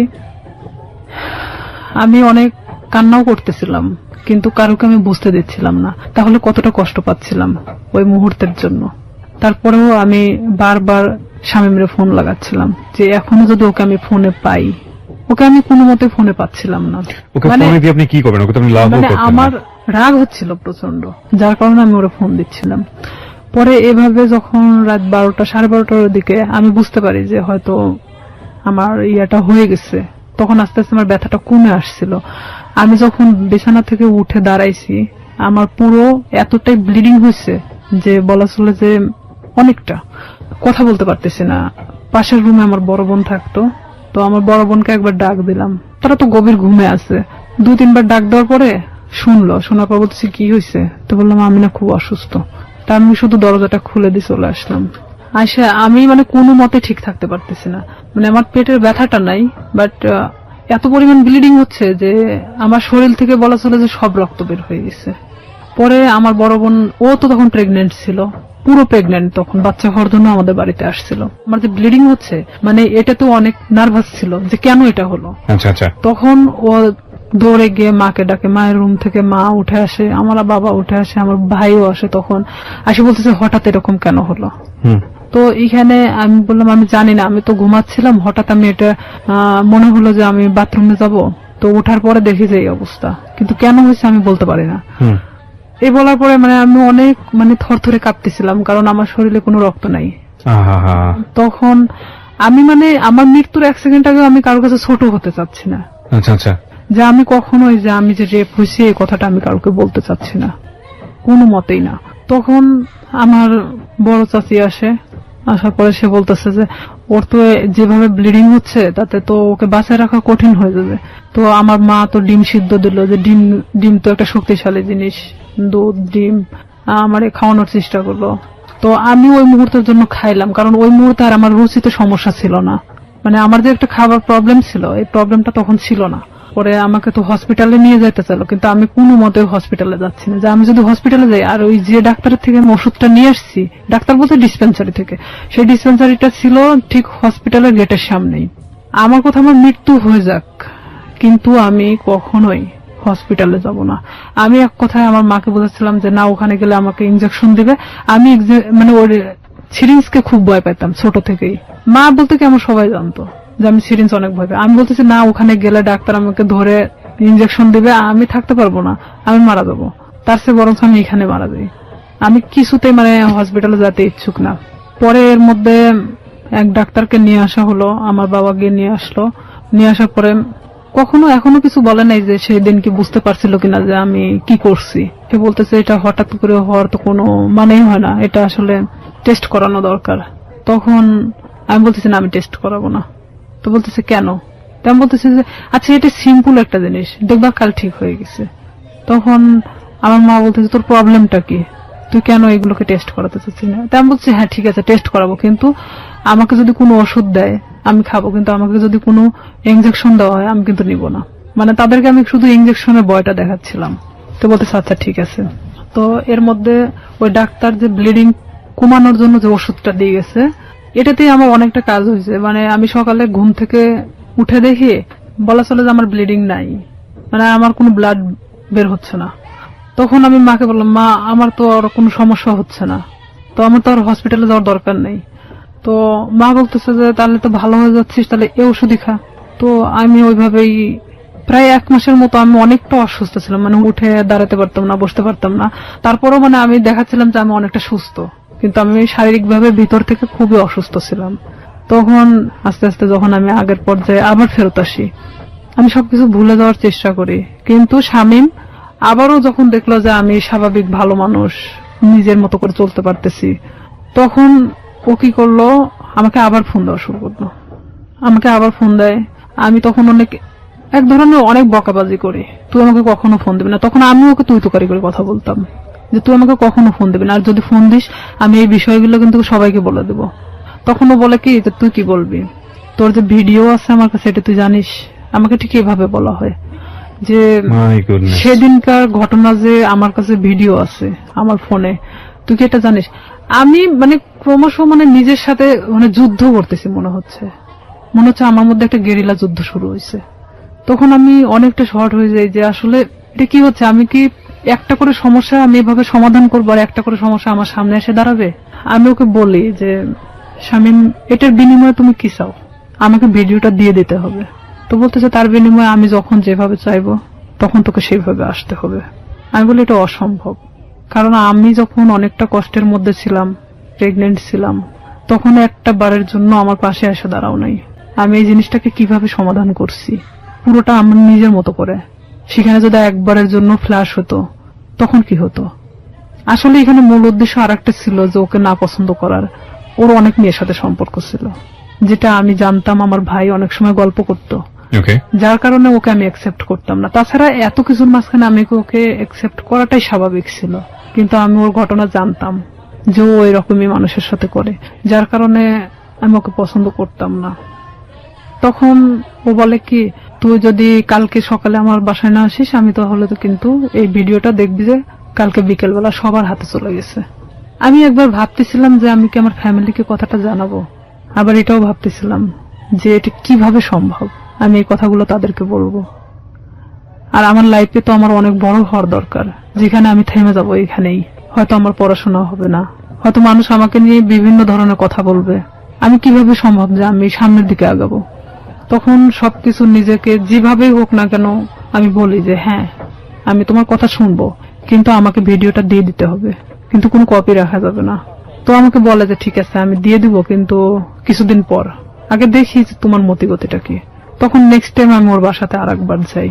যাওয়ার পরে তখন আমি বিভিন্ন কৌশলে চেষ্টা করি ওর থেকে ভিডিও, আমি ওকে বোঝাতে চাই যে আসলে এক পর্যায়ে ওকে আমি পছন্দ করে ফেলছি।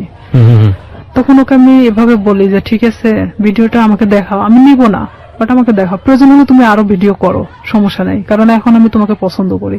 আমি তাকে ঠিক এভাবে বোঝাচ্ছিলাম যে আমি ভিডিওটা যে কোনো কৌশলে নিতে চাচ্ছিলাম। তখন এক পর্যায়ে ওর বাসাতে আমি 2 থেকে 3 বার যখন যাই, যাওয়ার পরে ওর এক ধরনের হয়তো বিশ্বাস হয়ে যায় যে আমি হয়তো তাকে পছন্দ করি এখন। তখন সে কি করে, ভিডিওটা একদিন আমাকে দেখাচ্ছিল, মানে তো সেদিন ওর বাসাতে ওর মা আছে, কিন্তু আমি পিছন দরজা দিয়ে ঢুকছি, আমাকে কখনো ভিতরে কথা বলতে দিত না। তো ভিডিওটা যখন আমি দেখছিলাম, ওর মা তখন মানে রুমে নক করতেছিল, তখন ও আমাকে বলে কি যে তুমি ওই পাশে ওয়ার্ডরোবের ওই পাশে দাঁড়াও, আমি দরজাটা খুলি। তখন ও ঠিক দরজাটা খুলে ওর মার সাথে কথা বলে, ও ফোনটা আমার কাছে রেখে চলে যায়। ওর মার সাথে যখন কথা বলতেছিল তখন আমি ফোন থেকে আমার মেমোরি কার্ডটা বের করে নিই, ও তখন আমি বুঝতে দেইনি, কিন্তু আমি জানতাম না যে ও সেটা কপি করে অন্য কোথাও রাখছে। মানে এটা যে শুধু ওর কাছে একটা না, কপি করে অন্যান্য জায়গাতে বসে হ্যাঁ, রেখেছে। অন্য অন্য ওর মেমোরি কার্ডেও ছিল। কত সালের ঘটনা এটা আপনারা? এটা ওই 2007-এর শেষে, 8-এর দিকে। 2007 কিংবা 8 আমি যতদূর জানি যে আইসিটি যে নিয়ম নীতি বা আইন বা অ্যাক্ট সেগুলোও কিন্তু হয়নি। হ্যাঁ, আইন সম্পর্কে অতটা আমার ধারণা ছিল না, আর আমি তো অনেক ছোট ছিলাম তখন, সাথে তখন আমি 8-এ পড়ি। রাইট, ওকে। কপিটা নিয়ে আসার পরে আমি, ও তখন যখন মানে ফোনটা দেখছে যে ওর ফোনে মেমোরি কার্ড নাই, তখন আমি চলে আসার পরে দেখছে যে ওর ফোনে মেমোরি কার্ড নাই, তখন আমারে বলতেছে যে তুমি কি মনে করো নিজেকে খুব চালাক, আমাকে এভাবে বলতেছে। আমি বললাম কেন? তো বলতেছে যে তুমি মেমোরি কার্ডটা খুলে নিয়ে গেছো। আমি বললাম যে আমি তখন ঠিক এভাবেই বলি, আমি এটার অপেক্ষাতেই ছিলাম। তো বলতেছে তুমি, তোমার ধারণা কি করে হলো যে আমার কাছে একটা থাকবে? আমি যেটা তোমাকে দেখাচ্ছিলাম সেটা কপি ছিল, আমাকে এভাবে বললো। ওকে, সত্যি সত্যি ভিডিওটা করেছিল? হ্যাঁ, ছিল। ওকে। তারপরে আমি ওটা নিশ্চিন্ত হওয়ার জন্য দেখলাম, এই মেমোরি কার্ডটা আমার ফোনে তুললাম, তুলে দেখি যে হ্যাঁ, সেদিনের যে ধস্তাধস্তির ঘটনাটা ছিল সেটাও পুরোটাই ওর প্ল্যান মাফিক ছিল। ওকে। তখন ওর ফোনটা যে ওর ওয়ার্ডরোবের উপর মানে ভিডিও হচ্ছে এটা আপনি জানতেন না? এটা আমি জানতাম না তখনকার জন্য। তখন আমি যখন মেমোরি কার্ডটা বাথরুমের মধ্যে ফেলে দেই, ফেলে দেওয়ার পর আমি ভাবি যে এটা নিশ্চিন্তে শেষ। কিন্তু যখন আমাকে ফোন দিয়ে কথাগুলো বলা হয় যে তুই কি জানিস যে এটার আর একটা কপি আছে, তখন আমি না অনেকটা আবার হয়ে যায় যে আমি এখন এর প্রতি আবার কিভাবে বিশ্বাস ধরাবো। আর না হলে তো সে আমাকে এইভাবেই ব্যবহার করতে থাকবে সারাটা জীবন। কারণ তখন আমি বলতাম যে তাহলে তুমি আমাকে বিয়ে করো, যেহেতু তোমার আমাকে দরকার, তাহলে তো আমি তোমাকে ছেড়ে চলে যাচ্ছি না। দেখুন, একটা মানুষ তার সামাজিক সম্মান বাঁচানোর জন্য কত বড়, কত ভয়াবহ রকমের রিস্ক নেয়, অথচ আমরা একটা মানুষের সুযোগ পেলেই তার সামাজিক সম্মানকে জেনে না জেনে কিভাবে ক্ষতিগ্রস্ত করি। আমরা ফিরে আসবো প্রিয় শ্রোতা, মাত্র 4 মিনিটের বিরতি নিচ্ছি। 4 মিনিট পরে এই জীবন গল্পে আবারও ফিরছি, আশা করছি আমাদের সাথেই থাকবেন। ফিরছিলাম, রিয়া আপনি যেটা বলছিলেন যে আপনি জানতে পারলেন যে আরো একটি কপি ওর কাছে আছে। হ্যাঁ, আমি তখন এটাই ভাবতেছিলাম যে তাহলে ওর প্রতি আমি আবার কিভাবে এই জিনিসটা বিয়ে করার প্রস্তাব দিলেন? বিয়ে করার প্রস্তাব দেই, তখন ও এরকম বলে যে না, আমি পড়াশোনা করতেছি, তো এখন তো বিয়ে করা সম্ভব না, ফ্যামিলি থেকেও তো এখন বিয়ে দিবে না, বিয়ে করার দরকার নেই, তাহলে আমাকে কিসের দরকার, আমরা এভাবে সম্পর্ক চালায় যাই, সময় হলে বিয়ে করে নেব, এই কথা বলে। আমি বলি না, এটাতে আমি থাকতে পারবো না এভাবে, কারণ তুমি যখন চাইবা তখন আমি যাব, আর এভাবে আমারও তো একটা জীবন, আমি না কোনো সময় তো ধরা পড়ে যেতে পারি, আমার পড়াশোনা আছে। তখনও বলতেছে যে তুমি তোমার মতো চলবা, জাস্ট মাঝে মধ্যে আমার সাথে দেখা করবা। আমি তখন রাজি হই না, যে তাহলে আমাকে ছেড়ে দাও এখান থেকে। তো ও বলে কি যে তুই যদি এখান থেকে বের হওয়ার চেষ্টা করিস তাহলে একটাই কথা বলবো, তোর ছোট বোন আছে, তার সাথেও ঠিক একই ঘটনা ঘটবে, আমার যে ছোট। তখনও কি ওই শামীম কি আপনার বড় ভাইয়ের ফ্রেন্ড হিসেবেই আছে? হ্যাঁ, তখনও আছে। তো আমার ফ্যামিলি তো তখনও জানতো না যে তার সাথে আমার সম্পর্ক এরকম চলতেছে। তখন ঠিক 1 বছরের মাথায় এসে আমার ফ্যামিলি জানা যায়। কিভাবে জানলো, মানে আমি যে ফোনে কথা বলতাম, শামীমের নাম্বারটা আমার ফোনে অন্য নামে সেভ করা ছিল, একটা মেয়ে নামে সেভ করা ছিল, মেয়েদের নামে। আমি ফোনটা রেখে গোসল করতে যাই, আমাদের তো বাড়িটা নদীর পাশে, তো নদীতে গোসল করতে যাই, তখন আমার বড় বোন ফোনটা দেখতে দেখতে শামীমের নাম্বারটা, মানে সে দেখে ভাবে যে এই নাম্বারটাও সম্ভবত আমার ভাইয়ের ফোনেও দেখছে। আচ্ছা। তখন আমার বোন এই নাম্বারটা নিয়ে এসে তার সাথে মানে অ্যাড করে। ওকে। আর এই নাম্বারটা এখানে একটা মেয়েদের নামে সেভ করা, তার মানেটা কি? তখন আমার বোনের মানে অলরেডি বাচ্চা হয়ে গেছে, 7 দিন না 8 দিন বয়স। তো সেখানে ও যখন ভাইয়ের সাথে ডিসকাস করে এই বিষয়টা নিয়ে যে নাম্বারটা কার, তখন দেখছে যে এটা শামীমের নাম্বার। তখন আমি যখন বাড়িতে আসি গোসল শেষ করে চেঞ্জ করার পরে আমার ভাই আমাকে ডাকে। সে কিন্তু আমার সাথে কথা বলে না, ডাকতে বলতেছে যে এই নাম্বারটা কার। তখন এক পর্যায়ে আমি মনে চমকে উঠি, প্রশ্ন করতেছে কেন। তখন আমি চুপ মারে তাকায় আছি। তখন বলতেছে যে নাম্বারটা কার। তো আমি বলতেছি শামীমের। তো বলতেছে যে শামীমের নাম্বার তোর ফোনে কেন? বুঝলাম তোর ফোনে আছে, কিন্তু অন্য একটা নামে কেন? তখন মানে আমি কোনো কথা বলতে পারি না, চুপচাপ দাঁড়ায় আছি। আমার ভাই আমার একটা থাপ্পড় মারে, এমন ভাবে মারে আমার মানে এই গালটা ফাটে রক্ত বেরোয় যায়। বড় ভাই? হ্যাঁ। তখন আমার মা ধরার পরে বলতেছে যে মারামারি বাদ দিয়ে আসলে ঘটনাটা কি হয়েছে সেটা জানে। তখন আমার মা আমাকে জিজ্ঞেস করলো যে তার সাথে তোর কিসের সম্পর্ক। তো আমি তাদেরকে বললাম যে সে আমাকে পছন্দ করে, আমিও তাকে পছন্দ করি। ঠিক ব্যাপারটা নর্মালি বলে দিলাম। আসলে কি পছন্দ করতেন? এক পর্যায়ে এই 1 বছরের মধ্যে তার সাথে আমি এভাবে থাকতে আমি মানে পছন্দ হয়ে গেছে যে আমি তো তাকে, সে আমাকে ছাড়তেছে না আর আমিও তার থেকে বের হতে পারতেছি না। তো আমি জানতাম যে আমার লাইফটা এভাবেই চলবে যতদিন হয়তো এখান থেকে সে আমাকে মুক্তি না দিচ্ছে কিংবা আমাকে বিয়ে না করতেছে। আর আমি তখন থেকে এটাই চিন্তা ভাবনা নিয়ে নিলাম যে যেভাবেই চলুক না কেন, যতদিন নিজের পায়ে মানে নিজে না দাঁড়াতে পারতেছি আমি প্রতিবাদ করব না এটা নিয়ে। তখন আমার ভাই আমাকে অনেক মারার পরে বলতেছে তুই জানিস ওর সম্পর্কে? আমি বললাম যে হ্যাঁ আমি জানি। তো বলতেছে যে কি জানিস তুই? তো বলতেছি যে ও যে অনেক মেয়ের সাথে সম্পর্ক ছিল কিন্তু এখন তো নাই। ও আমাকে সবকিছুই বলছে। তো বলতেছে যে ওর যে এখনো রীতা নামে একটা মেয়ের সাথে সম্পর্ক আছে তুই জানিস? তা আমি বললাম যে হ্যাঁ আমি জানি, আমি কিন্তু কিছুই জানি না। তারপর আমি স্বীকার করতেছি যে হ্যাঁ জানি। তো বলতেছে যে তোকে কি বলছে? তা আমি বললাম যে হ্যাঁ তার সাথে নাকি সম্পর্ক ছিল এখন নাই। তো বলতেছে ও যে গত পরশুদিনও আমার সাথে গিয়ে দেখা করে আসলো রীতার সাথে, তোকে এই কথাটা বলছে? আমার ভাই কিন্তু নর্মালি আমাকে এভাবে জিজ্ঞেস করতেছে। তাই আমি বলতেছি হ্যাঁ আমাকে বলছে। তো আমি আসলে তাদের মধ্যে তাল পাকায় দিচ্ছিলাম এরকম যে শামীম যদি আমাকে বলে থাকে তাহলে রীতার সাথে কেন সম্পর্ক? তাহলে শামীম আমার সাথে তাহলে এ ধরনের কি ধরনের খেলা খেলতেছে? তখন আমার ভাই বলে যে তুই আরো একটা বিষয় শুনে রাখ, শামীমের সাথে তুই সম্পর্ক রাখিস না। যতই আমি তোকে মারধর করে যাই করি না কেন, তারপরও তুই আমার বোন। ও আমাকে মারার জন্য তোকে বেছে নিছে। আমি বললাম কেন? তো বলতেছে যে একটা বিষয় নিয়ে ওর সাথে আমার গন্ডগোল হয়েছে, যার কারণে ও আমাকে এমন ভাবে মারতে চাচ্ছে যেটা মৃত মানুষের চেয়েও অন্যরকম একটা ইয়া। তো এখন আমি বলতেছি যে হ্যাঁ সেটা বিষয় আমি জানি, মানে এক কথায় আমি সবকিছু স্বীকার করতেছি যে আমি জানি। তখন এক পর্যায়ে আমি শুয়ে শুয়ে এটা ভাবতে থাকি যে আসলে আমার ভাইয়ের সাথে কি ঘটছে তারা। তখন আমি শামীমরে ফোন লাগাই বলি শামীম ভাইয়ের সাথে তোমার প্রবলেমটা কি? তো বলতেছে কি না তো কোনো প্রবলেম নাই।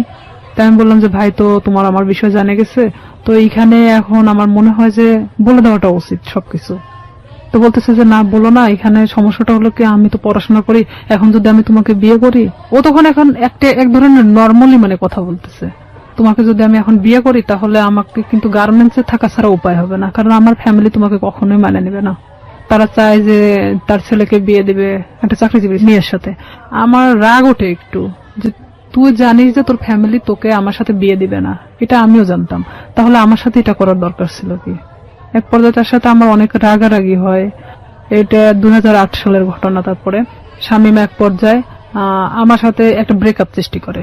সে চাচ্ছিল যে আমি তার থেকে দূরে সরে যাই, আর আমিও তখন এক পর্যায়ে চাচ্ছিলাম যে আমি যে কোনো মূল্যে ওকে চাই। সে আমার জীবনটাকে নিয়ে এভাবে খেলতে পারে না, কারণ আমার ফ্যামিলি তখন জেনে গেছে যে তার সাথে আমার সম্পর্ক চলতেছে। তখন এক পর্যায়ে আমি আমার ফ্যামিলির সাথেও যুদ্ধ করি, আর এদিকে ও আমাকে কিন্তু যতটাই ভালোবাসুক না কেন আমার ফ্যামিলি থেকেও দূরে সরায় দিছে। দেখা যাচ্ছে আমার ফ্যামিলির বিষয়ে অনেক কথা বলে যে তোমার ভাই আমার থেকে দূরে সরানোর জন্য তোমাকে এই ধরনের হয়তো খারাপ কথা বলে আমার সম্পর্কে। তো আমি দেখতাম যে অবশ্যই আমার ভালোবাসার সম্পর্ক ফাটল ধরানোর জন্য তারা হয়তো এই ধরনের তার খারাপ বিষয়গুলো তুলে ধরে। তো এক পর্যায়ে আমার ফ্যামিলির সাথে কথা বলা বন্ধ করে দেই আমি। 2011 সালে ওর সাথে আমার ফুললি ব্রেকআপ হয়ে যায়, মানে ওর সাথে আমার কোনো প্রকার যোগাযোগ নেই। হঠাৎ করে মানে ও ফোন টোন অফ করে দিছে, কোনোভাবে খুঁজে পাওয়া যাচ্ছে না, মানে আমি অন্তত ওকে খুঁজে পাচ্ছি না। এক পর্যায়ে এলাকার এর মধ্যে সবাই জানে গেছে যে শামীমের সাথে আমার সম্পর্ক, কিন্তু এই যে পূর্বে যে ঘটনাটা যে সম্পর্কটা সৃষ্টি হলো কোথা থেকে এটা কিন্তু কেউই জানতো না। ব্রেকআপের পরে আমি দিশেহারা হয়ে যাই যে আমি এখন কি করব। তখন এর মধ্যে 2010 সালে তো আমি এসএসসি পাস করছি।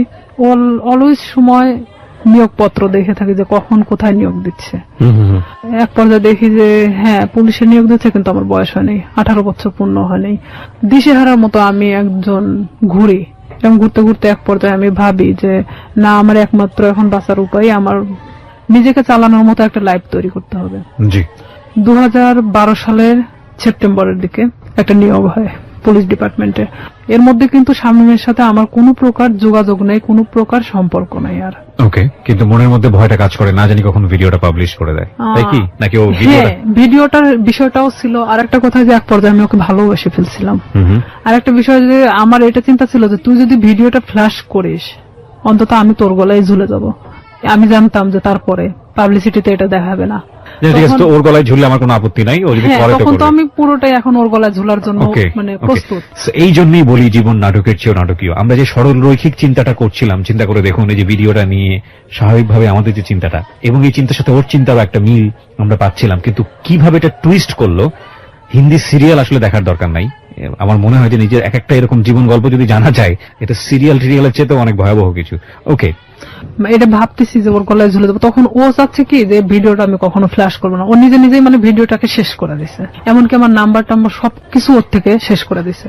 এক পর্যায়ে ওর নাম্বার টাম্বার যখন সব চেঞ্জ করে নিছে, তখন তো ওর সাথে কোনো যোগাযোগের কোনো ইয়ে নাই আমার। আমি তখন দিশেহারা একটা যে আমাকে এখন আমার লাইফের দিকে আগাতে হবে, যেভাবে হোক আমি একটা সরকারি চাকরি করব। 2012 সালে যখন এই সেপ্টেম্বরের দিকে এই নিয়োগটা হয়, আমার ভাই চাচ্ছিল না যে আমি পুলিশ ডিপার্টমেন্টে আসি, কারণ ও অনেক আগেই কিন্তু ডিপার্টমেন্টে যোগদান করছে। আমার ভাই না চাওয়ার কারণ একটাই, সে চাচ্ছিল যে আমি যদি পুলিশে ঢুকি নিশ্চিত আমি শামীমকে বিয়ে করব। আর আমার ভাই কোনো মতেই শামীমকে মানে নিতে পারতেছিল না। তাতে আমাকে ত্যায্য করতে তারা রাজি আছে, কিন্তু শামীমকে কোনো মতে তারা মানতেছে না, কারণ ও এর আগেও আমার ভাইয়ের জানা মতো অনেক মেয়ের সাথে এই ধরনের ঘটনা ঘটাইছে। কিন্তু আমার সাথে কি ঘটনাটা ঘটছে এটা তো আমার ফ্যামিলির এমনকি কেউই জানতো না। তখন আমার বাবাকে বললাম যে অমুক দিন তো নিয়োগ, তা আমি তো দাঁড়াতে চাচ্ছি। তো আমার বাবা বলতেছে যে আমার ভাইয়ের নাম তো বলতেছে পছন্দ করে না, আর এটা যদি আমি দাঁড়াতে সম্মতি দেই তাহলে দেখা যাবে যে এটা নিয়ে অনেক বাড়িতে এক ধরনের মারামারি শুরু হয়ে যাবে। তাই আমি বললাম যে যা হয় হবে, আপনি যদি আমাকে টাকা দেন দিবেন, না দিলে আমি এমনিতেই যাব, কারণ আমার তো কোনো লোক ধরা নাই, আমি শুধু যাবো এই টাকাটাই চাচ্ছিলাম। তখন আমার বাবা আমাকে 2000 টাকা দেয়, আমি ওই টাকা নিয়ে পাবনা চলে যাই দাঁড়াতে। এক ইয়েতে আমাকে সিলেক্ট করে, কারণ আমি 5 ফিট 9 ইঞ্চি আর আমি একটা স্ট্রং বডির মানুষ। তো দেখার পরে আমাকে সবার পিছন থেকে নিয়ে যাওয়া হয়, ওখানে মাপে ওয়েটে সবকিছু দেখে আমি ঠিক হই। মেডিকেলেও দেখা যাচ্ছে আমার কোনো প্রকার সমস্যা নাই। যাই হোক, চাকরিটা হয় আপনার শেষ পর্যন্ত? হয়। তারপরে আমার চাকরিটা হয়, ওখান থেকে আমি বাড়িতে আসি। বাড়িতে আসার ঠিক আধা ঘন্টা 1 ঘন্টা পরে আমার ফোনে ফোন আসে একটা আনোয়ার নাম্বার থেকে। ফোন আসার পরে ওটাই ছিল শামীমের নাম্বার। তখন শামীম আমাকে বলতেছে যে শুনলাম তোমার নাকি চাকরি হয়েছে। তাই আমি বললাম হ্যাঁ। তো আমি বললাম যে এতদিন পর আমাকে আবার খোঁজ নেওয়া। তো বলতেছে আসলে আমি অনেক সমস্যার মধ্যে ছিলাম, আমার প্রত্যেকটা ফোন আমার ফ্যামিলি কেড়ে নিছিল। মানে এটা কিন্তু পুরোটাই মিথ্যা কথা। আমি জানতাম, জানা সত্ত্বেও মানে আমি ওর সাথে আবারও কথা বলতে থাকি। ভালো লাগে আপনার? হ্যাঁ, যেহেতু আমি ওকে মনে প্রাণে চাচ্ছিলাম, আমি আবার ওর সাথে কথা বলতে থাকি। আমি এর মধ্যে ট্রেনিং এ চলে যাই, ট্রেনিং শেষ করি, ডিস্ট্রিক্টে যখন জয়েন্ট করি। এর মধ্যে ব্যারাক সিস্টেম, ব্যারাকে কিন্তু আমরা একটা ব্যারাকে অনেক মানুষ থাকি, সেখানে আপনি ফোন এখানে রেখে যেতে পারেন, বাথরুমে যাচ্ছেন, কোন একটা কাজে বাহিরে যাচ্ছেন, ফোনটা রেখে গেছেন। তো এখানে আমার পাশের বেডের একটা মেয়ে এই শামীমের নাম্বারটা নিছে, আমি জানতাম না। এখন কন্টিনিউ তার সাথে সে কথা বলে, আমি কোথায় যাচ্ছি, কি করতেছি সব আপডেট দেয়। হ্যাঁ, সে জানতো। আমি খালি ভাবতাম যে এটা অলৌকিক ঘটনা, যে আমি কই গেছি, কোন ড্রেস পরে গেছি, সে কিভাবে জানে। ওকে। তার সাথে কিন্তু আবার তাদের মধ্যে একটা ভালোবাসার সম্পর্ক সৃষ্টি হয়ে গেছে সেই মেয়েটার সাথে। পরে আমি তো ওকে বারবার বলি যে দেখো আমি তো চাকরি করি, এখন আমাকে বিয়ে করো। এখন সে কিছুতেই তখন বিয়ে করতে রাজি না। এটা 2013 ঘটনা। 13 শেষের দিকে আমি ছুটি আসি বাড়িতে, আমি ওকে ফোন দিয়ে বলি, আমি এর মধ্যে কিন্তু অনেক গন্ডগোল হচ্ছে ওর সাথে, মানে আমি বিয়ের কথা বলি, সে কিছুতেই বিয়ে করতে চায় না। এদিকে আমার ফ্যামিলি তো মানে শামীমকে নিয়ে তো খুব একটা ডিস্টার্ব ফিল করতেছে। তো আমি এদিকে ওকে বারবার চাপ দেওয়া সত্ত্বেও আমাকে কিছুতেই মানে বিয়ে করতে চাচ্ছে না, তো চাচ্ছে না। তখন আমি বলি ঠিক আছে আমি বাড়িতে আসতেছি, যা করার করব। এই কথা বলে আমি বাড়ি চলে আসি। ফোন দিলাম, ফোন দিয়ে বলতেছি আমি তোর সাথে দেখা করতে চাই। ও আমাকে বলে যে আমি দেখা করতে পারবো না। তাই আমি ডিরেক্টলি ওর বাড়িতে চলে গেছি এই ফোনে কথা বলতে বলতেই। কারণ তখন আমি যখন পুলিশ ডিপার্টমেন্টে আসি তখন আমার সাহসটা ছিল অন্যরকম, কনফিডেন্স বেড়ে গিয়েছে অনেক। আর আমি তখন চাকরিজীবী একটা মেয়ে। যাওয়ার পরে ও দেখি যে চেয়ারের পর বসে আছে, ওর মা পাশে বসে। ও আমাকে দেখে করলো কি, এক দৌড় রুমের মধ্যে চলে গেল, যাওয়ার রুমটা আটকায় দিল। দেওয়ার পরে ওর মা বলতেছে কি হয়েছে। ওর মারা সবাই তো জানতো আমার সাথে সম্পর্ক আছে। বলতেছে কি হয়েছে, তোমার প্রবলেম কি। আমাকে কিছুতেই ওই ঘরের দিকে আগেতে দিচ্ছে না। আমি বললাম যে আপনার ছেলেকে জিজ্ঞেস করেন, সে আমার সাথে কেন এরকম করতেছে। আপনারা জানেন, আমার ফ্যামিলি জানে, সবাই জানে যে তার সাথে আমার সম্পর্ক, তাহলে কেন আজকে ও অস্বীকার করতেছে। তো বলতেছে এটা তোমার ব্যাপার, কিন্তু আমার বাড়িতে কোনো সিক্রেট চলবে না।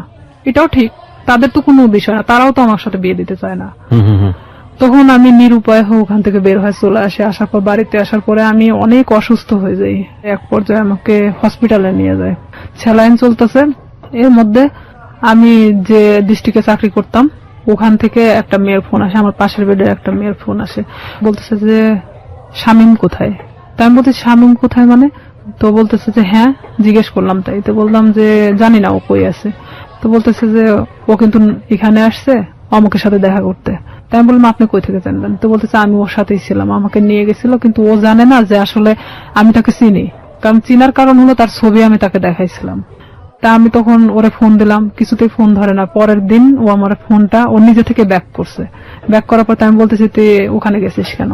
তো বলতেছে যে আমি আসছিলাম এমনিতেই একটা কাজে, তাই ভাবলাম যে ওই আপুরে কিছু বলে যাই তোর সম্পর্কে, তুই আমার সাথে এরকম করতেছিস। পরে এখানে ঘটনাটা হলো সেই মেয়েকে একটা শপিং ব্যাগ দেওয়া হয়েছিল, ব্যাগের মধ্যে অনেক কিছুই ছিল। সেটা কিন্তু তারা আবার যে রুমে দেখাইছে, কিন্তু তারা মানে যে দেখাচ্ছে সে কিন্তু জানতো না যে তার পাশের বেডের আর একজন তাকে চেনে। তো আমি যাওয়ার পরে এটা নিয়ে তাকে আমি ফোর্স করলাম যে কেন আপনি তার থেকে জিনিস নিলেন, এটা সেটা বলার পরে তার সাথে এক পর্যায়ে ঝগড়া হয়ে যায়। ভাঙনটা এভাবেই শুরু হয়ে যায়। তার থেকে মানে আমার একটা ঘৃণা জন্মে যায় যে আমি স্ট্যান্ড থাকা সত্ত্বেও সে অন্যজনের সাথে সম্পর্ক করে। তাহলে আমার ভাইয়ের কথাটাই সত্যি ছিল। তখন আমি একটা বাস্তবের সম্মুখীন চলে আসি। আমি তখন আস্তে আস্তে তাকে ভুলতে থাকি।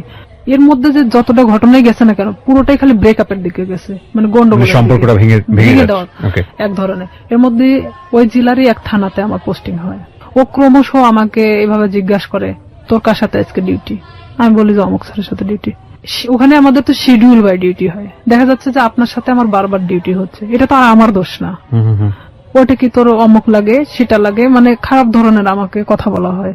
আমি বলি দেখো উনি আমার অফিসার আর তার সাথে আমার ডিউটি হয়, এমন কিছু না। সম্পর্কটা তো আপনার ব্রেকআপের দিকে যাচ্ছে, মানে সম্পর্কটা তখনো ব্রেকআপ হয়নি। আবার জোড়া লাগে, আবার ধরেও না ছাড়েও না, এরকম একটা মানে একটা ঝুলন্ত অবস্থা। আবার তর্কাতর্কিও শুরু করে, তর্কাতর্কিও হয়। মানে যতটা সময় ভালো দিকে হয় ততটা সময় আবার খারাপ দিকেও। আমরা শেষের দিকে চলে আসবো প্রিয় শ্রোতা। গল্পটা কোথাকার গল্প, কোথায় গিয়ে দাঁড়িয়েছে একটু চিন্তা করে দেখুন। আমরা শেষের দিকে ফিরে এসে আপনাদেরকে একেবারে শেষ রিয়েলিটি যেটা সেটা জানাবো। এবং আবারও বলবো অনুমান করবেন না, কারণ জীবন গল্পে অনুমান আসলেই অপ্রয়োজনীয় এবং সেটা আসলেই শেষ পর্যন্ত মেলে না। ছোট্ট একটা বিরতি, তারপর ও আমাকে বারবার এরকম খারাপ খারাপ কথা বলে। তখন আমি বলি যে হ্যাঁ আমি ওকে পছন্দ করি, মানে এক কথায় বলে দেয় যে আমি ওই অফিসারকে পছন্দ করি, যে সে আমার থেকে তারপরও সরে যাক এখন। তখন সে কি করে, আমার এলাকাতে গুজব ছড়াইকে আমি নাকি ওনাকে বিয়ে করছি, অথচ তার সাথে আমার কিন্তু কোনো প্রকার সম্পর্ক নাই। তখন সেই এলাকায় ছড়াই দেয় যে আমি নাকি এরকম আমাদের ডিপার্টমেন্টের একজনকে বিয়ে করছি। এই লোকও আস্তে আস্তে এই জিনিসটা জানা যায় যে সে এরকম ইয়ে করতেছে, কারণ তার সাথে আমি অনেক বিষয় নিয়ে ডিসকাস করতাম আগে থেকেই। তখন এই ব্যাপারটা এমন ভাবে দাঁড়ায় যায়, সে আমার এলাকার মধ্যে এমন ভাবে গুজব ছড়ায় দেয়। তখন ওর বিষয়ে আমি বাড়িতে এসে আমার ফ্যামিলিকে পুরো ঘটনা তখন বলি। বলার পরে আমরা থানাতে যাই। থানাতে গিয়ে আমাদের যে অফিসার আছে অফিসারের সাথে কথা বলে এটা বিষয়ে আমরা একটা পদক্ষেপ নেই। নেওয়ার পরে ও তো বাড়ি থেকে পালায় যায়। ওর ফ্যামিলির লোকজনও কেউ ছিল না, কারোকে ধরতে পারে না। পরে শামীমকে ফোন দেওয়া হয়, মানে স্যার ফোন দেয়, ফোন দিয়ে বলে থানায় আসার জন্য। তো সে এক কথায় যে সে নিরুদ্দেশে, জীবনেও মানে তাকে ধরা ছোঁয়ার বাহিরে, এক কথায় এরকম। আপনি কি মামলাটা করেন নাকি শুধুমাত্র মামলা হয়? জিডি করি। জিডি করেন আপনি? আচ্ছা।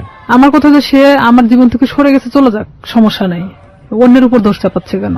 পরে সে আমার কাছে অনেক ফোন দিয়ে ক্ষমা টমা চায় যে আমি জীবনে তোমার লাইফ সম্পর্কে কিছু বলবো না, যা হয়েছে হয়েছে, তুমি এটা উঠায় নাও। তো একদিকে দেখা যায় যে ভালোবাসার ক্ষেত্রে আমি তুলেও দেই সেটা।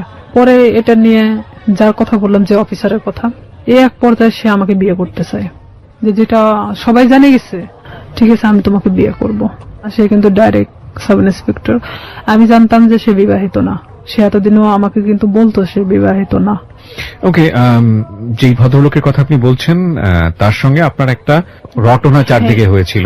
চারদিকে মানে এটা শুধু শামীম ঘটাইছিল। ওকে, তো উনি রাজি হয়েছিলেন এক পর্যায়ে আপনাকে বিয়ে করার রাজি জন্য? হয়েছিলেন এইভাবে যে তার সাথে আমার এর মধ্যে কিছুটা মানে সম্পর্ক এভাবে গড়ে ওঠে যে শামীম যখন এভাবে ছড়াচ্ছিল তখন আমার ডিপার্টমেন্টাল দিক থেকেও ওই যে মেয়েটার সাথে ওর কানেকশন ছিল, সে আবার আমার ডিপার্টমেন্টে এভাবে ছড়াচ্ছে যে আমি তাকে বিয়ে করছি। তা আমার ডিপার্টমেন্টে অনেকেই জানতো যে আমি তাকে বিয়ে করে ফেলছি। তো সেইখানে দেখা যাচ্ছে সে আমাকে এক কথায় বলে দেয় যে যেটা ঘটে গেছে তাহলে আমি তোমাকে বিয়ে করব। ওকে, সো আপনি বিয়ে করেন এক পর্যায়ে? এক পর্যায়ে আমি তাকে আমার ফ্যামিলির অনুমতি নিয়ে বিয়ে করি। আমি বলি এটা আপনার জন্য একটা ভালোই প্রস্তাব ছিল আমি বলবো। আমার ফ্যামিলি বলে যে হ্যাঁ ঠিক আছে, পছন্দ হলে বিয়ে করাটাই ভালো হবে, যেহেতু এটা গুজব ছড়াই গেছে। তখন আমি তাকে বলে যে ঠিক আছে ফ্যামিলিগতভাবে আমরা বিয়ে করবো। সে বলে যে আমরা এখন এভাবে তো ছুটি পাই না, তা আমরা নিজে নিজে করে নিই, পরে আমরা ফ্যামিলিগতভাবে ইয়ে করে নেব। তো এখানে আমি কিন্তু সেটা রাজি হয়ে যাই। ঠিক তার 1.5 মাস থেকে 2 মাসের মাথায় আমি জানতে পারি সে বিবাহিত, তার বাচ্চা বলছে। তখন আপনি বিয়ের আগে তাকে জিজ্ঞেস করেননি? আমি জিজ্ঞেস করছি অনেকবার, কিন্তু বিয়ের আগে ওইভাবে আমি অতটা ক্লোজ ছিলাম না। ও কি বলেছে যে না আমি বিবাহিত না? না, ও অনেকবার স্বীকার করছে যে আমি বিবাহিত না। তো জানলেন আপনি? জানার পরে আমি তখন অনেকটাই কষ্ট পাই। কষ্ট পাওয়ার পর কষ্ট পাবেন কি? আমি তো যতদূর জানি যে এটা একটা মানে মারাত্মক রকমের আইন ভঙ্গন, এবং পুলিশের এত বড় একটা পোস্টে থেকে সে এই ধরনের কাজ করেছে মানে তো ক্লোজ হয়ে যাওয়ার কথা। অনেক কষ্ট পাই। কষ্ট পাওয়ার পরে ওকে আমি বলি যে এটা আমার সাথে করার কি দরকার ছিল। বাট সাহসটা পাই কিভাবে? সে সাহসটা পাইছে এভাবেই যে একটা ছেলে আমাকে এভাবে হ্যারাস করতেছে, তার সম্পর্কে তো আমি তার সাথে ডিসকাস করতাম। সেটা তো অন্য হিসাব, এটা তো ইনফর্মাল হিসাব। কিন্তু ফর্মালি তো যদি যায় তাহলে তো চাকরি থাকবে না। সে এটাই ভাবতেছিল মেয়েটা তো এত কিছুর পরেও যেহেতু প্রকাশ করে নাই, তাহলে আমার ব্যাপারটাও হয়তো ওইভাবে প্রকাশ করবে না। ওকে, তার মধ্যে ফার্স্ট ওয়াইফ তো ঝামেলা করতে পারে, কনফিডেন্স এরকম ছিল। আচ্ছা, তখন এরকম যখন আমি দেখলাম যে না, আইনার সাথে আমার সংসার করা সম্ভব না, তখন আমি কিভাবে আমার ফ্যামিলিকে বলবো আবার যে আমি বিয়ে করার পরে এখন সংসার করতে চাচ্ছি না? সম্ভব না কেন ভাবলেন? শুধু এই বিয়েটা সম্ভব না মানে তার বাচ্চা আছে, 2টা বাচ্চা, অলরেডি 2টা বাচ্চা। ওয়াইফের সঙ্গে কথা হয়েছিল? প্রথম ওয়াইফের সাথে আমি কথা বলছি। কি বলেন উনি? প্রথম ওয়াইফ জানতো বিষয়টা? ওনার প্রথম ওয়াইফ জানতো বিষয়টা কিরকম। ইনার সাথে যখন সম্পর্কটা হয়, বাট বিয়ে না এমনিতেই, তখন উনি আমাকে বলতো আমার ভাবির সাথে কথা বলো। আপনাকে ওনার ভাবির সাথে কথা বলতো? মানে ওনার ভাবি মানে ওনার ওয়াইফ ওনার ভাবি সাজতো। তাহলে কি এখানে দেখা যাচ্ছে না যে ওনার ওয়াইফ ব্যাপারটা জানতো? ওকে, ব্যাপারটা শুধু আমি জানতাম না। ভাবির সঙ্গে কি বিষয়ে কথা বলতেন? বিয়ের বিষয়ে কথা বলতাম। আমি বলতাম যে আমি তোকে পছন্দ করি। বলে যে হ্যাঁ পছন্দ, সে তো আমাকে বলে যে তুমি ওকে পছন্দ করো। মানে অনেক বিষয় নিয়ে, আসল কথা এক কথায় যে একটা প্রেমিক প্রেমিকার মধ্যে একটা ভাবি আসলে যা হয়, সে সবকিছু একটা ওয়াইফ হলে তো কখনো মানা সম্ভব না আমার মতে। মানে ওনার ওয়াইফের সঙ্গে কথা হতো ঠিকই, কিন্তু আসলে আমি জানতাম ওনার ভাবি হিসেবে, এবং উনিও সেটাই বলতো যে আমি ওনার ভাবি হই। ওনার বাচ্চাদের সাথে আমি কথা বলতাম, কারণ আমি জানতাম যে ওনার ভাইয়ের বাচ্চা এগুলো। এক পর্যায়ে সে যখন আমি সংসার করব না, তখন বলে যে কেন করবা না, আমি কি এমন একটা কথাই তো ভুল বলছি, তো আমার তো তোমাকে পালার মতো সামর্থ্য আছে, এটা সেটা আমাকে অনেক কিছু বোঝায়। তাই আমি বলি ঠিক আছে, তাহলে আমি বাচ্চা কাচ্চা নিয়ে নেই, যেহেতু আমারও তো একটা লাইফ আছে। সে বলে যে না এখন বাচ্চা নিতে হবে না, এটা সেটা, মানে সে কোনো প্রকার আমাকে বাচ্চা নিতে দিবে না। তার মানে তখন কি আমি এটা বুঝবো না যে আমার লাইফের যত টাকা পয়সা আছে তারা আমার দিক গ্রাস করানোর চেষ্টা করতেছে? ক্রমশ সে আমার দিকে মানে টাকা পয়সা সবকিছু থেকে মানে আমার থেকে চাইতে শুরু করে। সে আমাকে দেওয়ার দূরের কথা, সে নিজেই আমার থেকে নিতে শুরু করে। ব্রেকআপ হতে হতে হতে হতে এখন লাস্ট পর্যায়ে আমাদের টোটালি ব্রেকআপ হয়ে গেছে। এই পর্যায়ে সেই ব্রেকআপের পরে শামীম এসে করতেছে কি, আমার বিভিন্ন ফেসবুক আইডি খুলতেছে, বিভিন্ন ছবি আপডেট করতেছে, মানে যেখানে আমি কখনো ফেসবুক চালাই না সেখানে দেখা যাচ্ছে ফেসবুক চালানো হচ্ছে। মানে আমার নামে অনেক কিছু করা হচ্ছে যে আমি নাকি আবারও বিয়ে করছি, কিন্তু আবারও এলাকার মধ্যে এক ধরনের গুজব ছড়ানো হচ্ছে। অনেক কিছু আমাকে একদিক থেকে শামীম আবারও চাপের মুখে রাখছে। মানে মাঝখানের জীবনটা ছিল একরকম, আর ফার্স্ট লাইফ আর এই লাস্ট লাইফটা আবার আগের মতো। তো এখানে আমি শামীমকে অনেক ফোর্স করি যে দেখ, আগে তো আমি অনেক নিরীহ একটা মানুষ ছিলাম, কিন্তু আমি আমার সার্ভিস লাইফ 5 বছর, এখন কিন্তু উঠে দাঁড়ানোর মতো শক্তি আমার আছে। তো আমার সাথে এমন কোনো কিছু করো না যেটাতে তোমারও ক্ষতি হবে বাট সবার ক্ষতি হবে।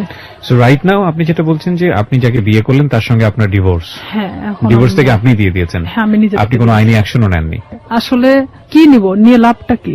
আমি এটা করছিলাম, যে তার নামে আমি জিডি করছিলাম, মামলা করার মানে সিদ্ধান্ত নিয়েছিলাম আমার ফ্যামিলি থেকে।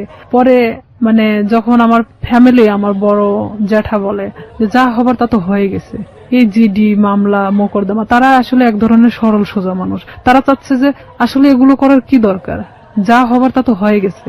ওকে, সেখানে তো মামলার দিক থেকে দেখা যাচ্ছে যে সে আমাকে মিথ্যা বলে হয়তো আমাকে বিয়ে করছে, কিন্তু তারপর থেকে তো আমাকে সে মানে ছাড়তে চাচ্ছে না। মানে বিষয়টা জটিল আকার ধারণ করতে সবকিছু মিলে, এই জন্য আপনি আর পরবর্তীতে আবার আগান এখানে নাই। দেখা যাচ্ছে যে আমার লাইফেও অনেক ক্ষতি হয়ে যেত, যে ওনার ওয়াইফ যদি টোটালি না করতে যায়, তার সাথে আমার কোনো যোগাযোগ হয়নি।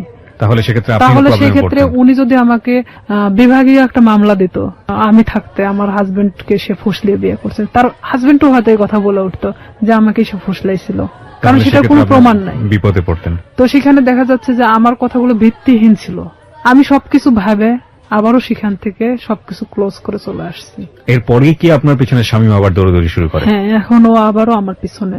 ওকে বিয়ে শাদী করেনি? ও বিয়ে করছে, বিয়ে করার পর বউ ছাড়া দিছে, তারপরে আবার আপনার পিছনে? হ্যাঁ, এখন ও চাচ্ছে যে আমি। এখন কি করছে? ফেসবুকে আপনার নামে স্ক্যান্ডাল তৈরি করার চেষ্টা করছে। ফেসবুকে স্ক্যান্ডাল তৈরি করাটা খুব সহজ এই কারণে যে আমরা যারা সাধারণ মানুষ আছি, যারা এই অনুষ্ঠানটা শুনছেন, বিশেষ করে তাদের মধ্যে অনেকেই আছেন তারা খুব সহজ সরল। তারা একটা স্ক্রিনশট দেখলেই মনে করেন যে না জানি কি আছে এর মধ্যে, এই ঘটনা ছি। যে আমাদের সবারই একটা বড় সমস্যা হচ্ছে, আমরা সবাই ফার্স্ট ইমপ্রেশনে চিন্তা করি। ফার্স্ট ইমোশন, রাস্তায় একটা ঘটনা ঘটছে, কেউ একজন মার খাচ্ছে, আপনার মনে হবে সে চুরি করেছে, সে কারণে সে মার খাচ্ছে, এবং দৌড় দিয়ে গিয়ে আপনি দুটো মেরে চলে আসলেন। এই যে মনে হওয়ার ব্যাপারটা, এটা আমাদের first emotion. First emotion maximum টাইমই রং থাকে। আমরা কখনো বিহাইন্ড দ্য রিজন কখনো চিন্তা করি না, কজ কিংবা প্রুফ বিহাইন্ড দ্য রিজন কখনো চিন্তা করি না। একটু ঠান্ডা মাথায় 2 মিনিট ভেবে যে ওটার প্রতি আমাদের রিয়াকশনটা কি হবে সেটা জানাই না। কোন একটা পোস্ট দেখলাম, ইচ্ছা মতো গালিগালাজ। কিছুদিন আগে, আমি নাম মেনশন করবো না, আমাদের খুব বিখ্যাত প্রিয় একজন ক্রিকেটার তার বোনকে নিয়ে ছবি দিয়েছে ফেসবুকে, সেখানে আস্তাগফিরুল্লাহ, মানে এত বাজে কমেন্টস। এই যে মেন্টালিটি গুলো না, এই মেন্টালিটি গুলোর প্রধানতম কারণ হচ্ছে আমরা ফেসবুকটাকে খুব হালকা ভাবে নেই। আমরা মনে করি যে এখানে একটা কমেন্টস দিলাম, দিলেই কি না দিলেই কি, এমন একটা জগৎ, এটার সাথে বাস্তবের কোনো যোগাযোগ নেই। কিন্তু এটা ভুল, কারণ দিন দিন এটা এত বেশি ক্রাউডি একটা প্লেস হচ্ছে, এখানে আপনি যেটাই করেন না কেন, যাই করেন না কেন, সেটা কিন্তু একটা ছাপ রেখে দেয়। ভুল করলেও সেটা একটা ছাপ রেখে দেয়, এবং একই সাথে ভালো করলেও সেটা একটা সম্মান বয়ে নিয়ে আসে।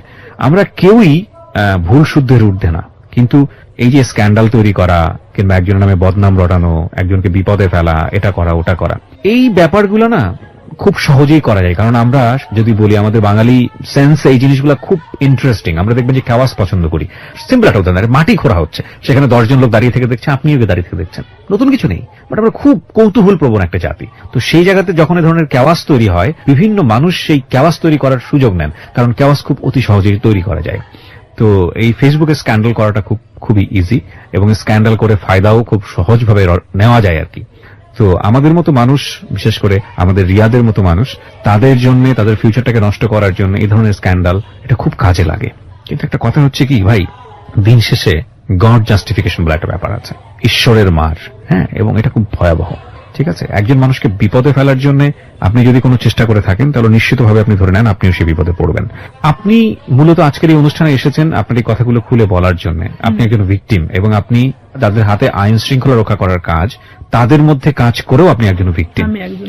এবং আপনার পুরো পরিচয়টা আমি এখানে গোপন রেখেছি। আপনার যে নাম আপনি ব্যবহার করেছেন সেটা ছদ্মনাম আমি বললাম, এবং বাকি যাদের সঙ্গে ওনার সম্পর্ক, তাদের কাউকে আমরা এখানে ফ্ল্যাশ করিনি বা এক্সপোজ করিনি। তার প্রধানতম কারণ হচ্ছে আমাদের সামাজিক অবস্থা। প্রচন্ড সম্মান আছে আমাদের যে পুলিশ বাহিনী, তাদের চেষ্টার প্রতি, তাদেরকে আমি রেসপেক্ট করি আমাদের এই অনুষ্ঠান থেকে। সেখান থেকে এসে আপনি সৎ সাহস নিয়ে আজকে এখানে এই বিষয়গুলো বলে গেলেন, এবং আপনি লাস্টে এই কথাটাও বললেন যে শামীমকে বিরত থাকার জন্য, নইলে আপনি বাধ্য হবেন কোন একটা অ্যাকশন নেবার জন্য। অ্যাকশন নিব বলতে নিছি তো, অলরেডি অ্যাকশন নিয়ে নিয়েছে। অলরেডি ও আমাকে এমন ভাবে হ্যারাস করতেছে, দেখা যাচ্ছে 2 টাকার নোটের উপর আমার নাম্বার, বিভিন্ন জায়গা থেকে আমাকে ফোন দিচ্ছে। ফোন দিয়ে বলবে কি, কয় টাকা দরকার, কয় টাকা দিয়ে থাকবেন, মানে এই ধরনের আমাকে কমেন্টস করা হচ্ছে। কি অ্যাকশন নিয়েছেন আপনি? ঈদের পরের দিন থানাতে যাওয়ার পরে আমি স্যারকে সব কথা খুলে বলি, মানে আবারও সেই জিডি করা হয়। জিডি মামলা করেনি? মামলা আমি আসলে করতে চাই না, যে মামলা করলে আমাকেও যেতে হবে তারিখে বেল পাই যাবে, ও ঠিকই আবার আগের মতো আরো হয়তো ভয়ঙ্কর হতে পারে। তো আমি সাধারণ জিডি করছি এর কারণে যে ওকে বোঝানোর জন্য। তো এখন করে জিডির করার কোনো পরে- অ্যাকশন কি হয়েছে? হ্যাঁ, আমি ওনার সঙ্গে ওদের বাড়িতে আসি, মানে আমাকে দেখার পরেই ও বের হয়ে চলে যায়, মানে এমন ভাবে বের হয়ে চলে যায় ওকে, মানে আমি যে দেখা দিচ্ছি দিতে দিতে ও মানে মোটরসাইকেল নিয়ে টান দিয়ে চলে যায়। আচ্ছা, এখানে জিডিটার বিষয়টা আমি যত জানি, জিডিটা একসময় এনকোয়ারি হয় এবং এটা হ্যাঁ, যদি সত্যতা পায় তাহলে কিন্তু- অটোমেটিকলি মামলায় রূপ নেয়। মামলার রূপ নেয়, কিন্তু এটা ঘটনাটা হলো কি যে আমি স্যারকে এভাবে বলছিলাম যে যেহেতু আমার লাইফে পিছনের ঘটনাগুলোতে আমি কোনো অ্যাকশন নেইনি, তো আমি চাচ্ছিলাম যে শুধু এখান থেকে বিরত করার জন্য। এখানে যেহেতু আমার ফ্যামিলি কিন্তু এখন আমার পাশে নাই, এক পর্যায়ে আমি ডিভোর্সের পরে পুরোটাই আমার ফ্যামিলি থেকে ভিন্ন আছি, তো কেউ যেহেতু আমার পাশে নাই সেখানে তো আর আমার লড়াই করে কোনো লাভ নেই। আমি চাচ্ছি যে সে যেন আমাকে ডিস্টার্বটা না করে। তাহলে তো আমি ফুললি আমার মতো জীবনযাপন করতে পারতেছি না, আমি আমার ফ্যামিলির উপর নির্ভরশীল না আমি অন্য কারোর উপর। সবাইকে একটা বিষয় সতর্ক করছি, যারা আজকের এই অনুষ্ঠানটা শুনছেন, আমি জানি অনেকেই সতর্ক হবেন না, তারপরও দুই একজন তো নিশ্চয়ই হবেন, সেজন্যই বলি কোন ধরনের কোন ডকুমেন্টস বা কাউকে যদি আপনার মনে হয় যে আপনি তাকে হেয় করবেন, যে কোনো ভাবে হোক সামাজিক ভাবে হেয় করবেন, সেই রকম কোন ডকুমেন্টস যদি পাবলিকলি আপনি ওপেন করেন, ফেসবুকে হোক বা অন্য যে কোনো কোথাও হোক, আপনি যদি ওপেন করেন without his or her permission, যাকে আপনি এটা ওপেন করছেন, যাকে আপনি এক্সপোজ করছেন, যাই করেন না কেন, আপনি যদি তার অনুমতি ছাড়া এটা করেন, সেটা কিন্তু আইসিটি অ্যাক্টে আপনার এগেইনস্টে খুব কঠিনতম একটা মামলা হয়ে যাবে।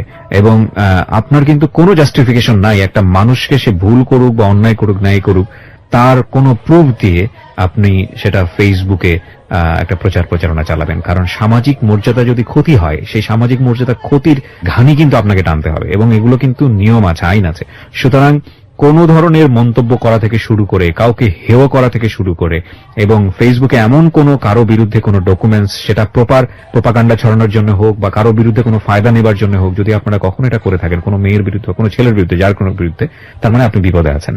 সুতরাং এটা প্লিজ করবেন না, কারণ সে যে কোনো মুহূর্তে আপনার এই বিষয়গুলোকে ইস্যু করে আপনার এগেইনস্টে মামলা করতে পারবে। আপনারা যদি মনে হয় এরকম কাজ করে কাউকে সামাজিকভাবে হেয় করবেন, তাহলে মোদ্দা কথা হচ্ছে আপনি নিজে নিজের বিপদ ডেকে নিয়ে আসছেন। সুতরাং সচেতন হন। আজকে হয়তো রিয়া জিডি পর্যন্ত থেমে আছে, কিন্তু আমি বিশ্বাস করি বাংলাদেশের পরিবর্তন আসছে, অনেক রিয়া জিডির কথা চিন্তাও করবে না, তারা সরাসরি মামলা দিয়েই বসবে। এবং এসব বিষয়ে মামলায় কিন্তু বাংলাদেশ সরকার খুবই খুবই খুবই অ্যাক্টিভ। অনেক ধন্যবাদ, আপনি এখানে সাহস করে এসেছেন। আপনার মাধ্যমে একটা মেসেজ আমি আজকে সবাইকে দিতে চাইলাম এবং সেটা মনে হয় অনেকেই পেয়েছেন। আমরা সবসময় একটা কথা বলবো যে একজনের জীবন গল্প আরেকজনের শিক্ষা হোক, কাউকে কোনোভাবেই ছোট করাটা আমাদের মূল উদ্দেশ্য নয় এবং মূল টার্গেটটাই হবে সে যেই হোক না কেন, তাকে আলটিমেটলি সে যত যদি ভিকটিমও হয়, সে যদি কাউকে অপরাধও করে, তাহলে তাকে সঠিক পথে নিয়ে আসা এবং সেটা সুন্দরভাবে। একটা মানুষকে শাস্তি দেওয়াটাই মূল কথা নয়, একটা মানুষ যাতে শাস্তি না পায় তাকে সুন্দর করে বুঝিয়ে বারবার সেখান থেকে ফিরিয়ে নিয়ে আসা। উনি শামীমের ক্ষেত্রে সেটা করে যাচ্ছেন।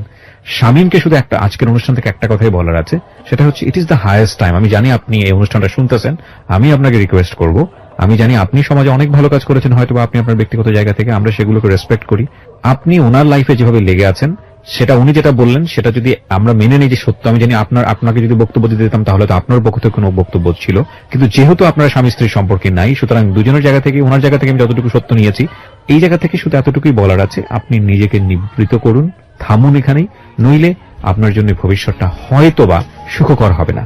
কারণ উনি এরপরে হয়তো রেগে গিয়ে বড় কোনো স্টেপ নেবেন। আমরা চাই আপনারা সবাই ভালো থাকুন। আজকের মতো শেষ করছি প্রিয়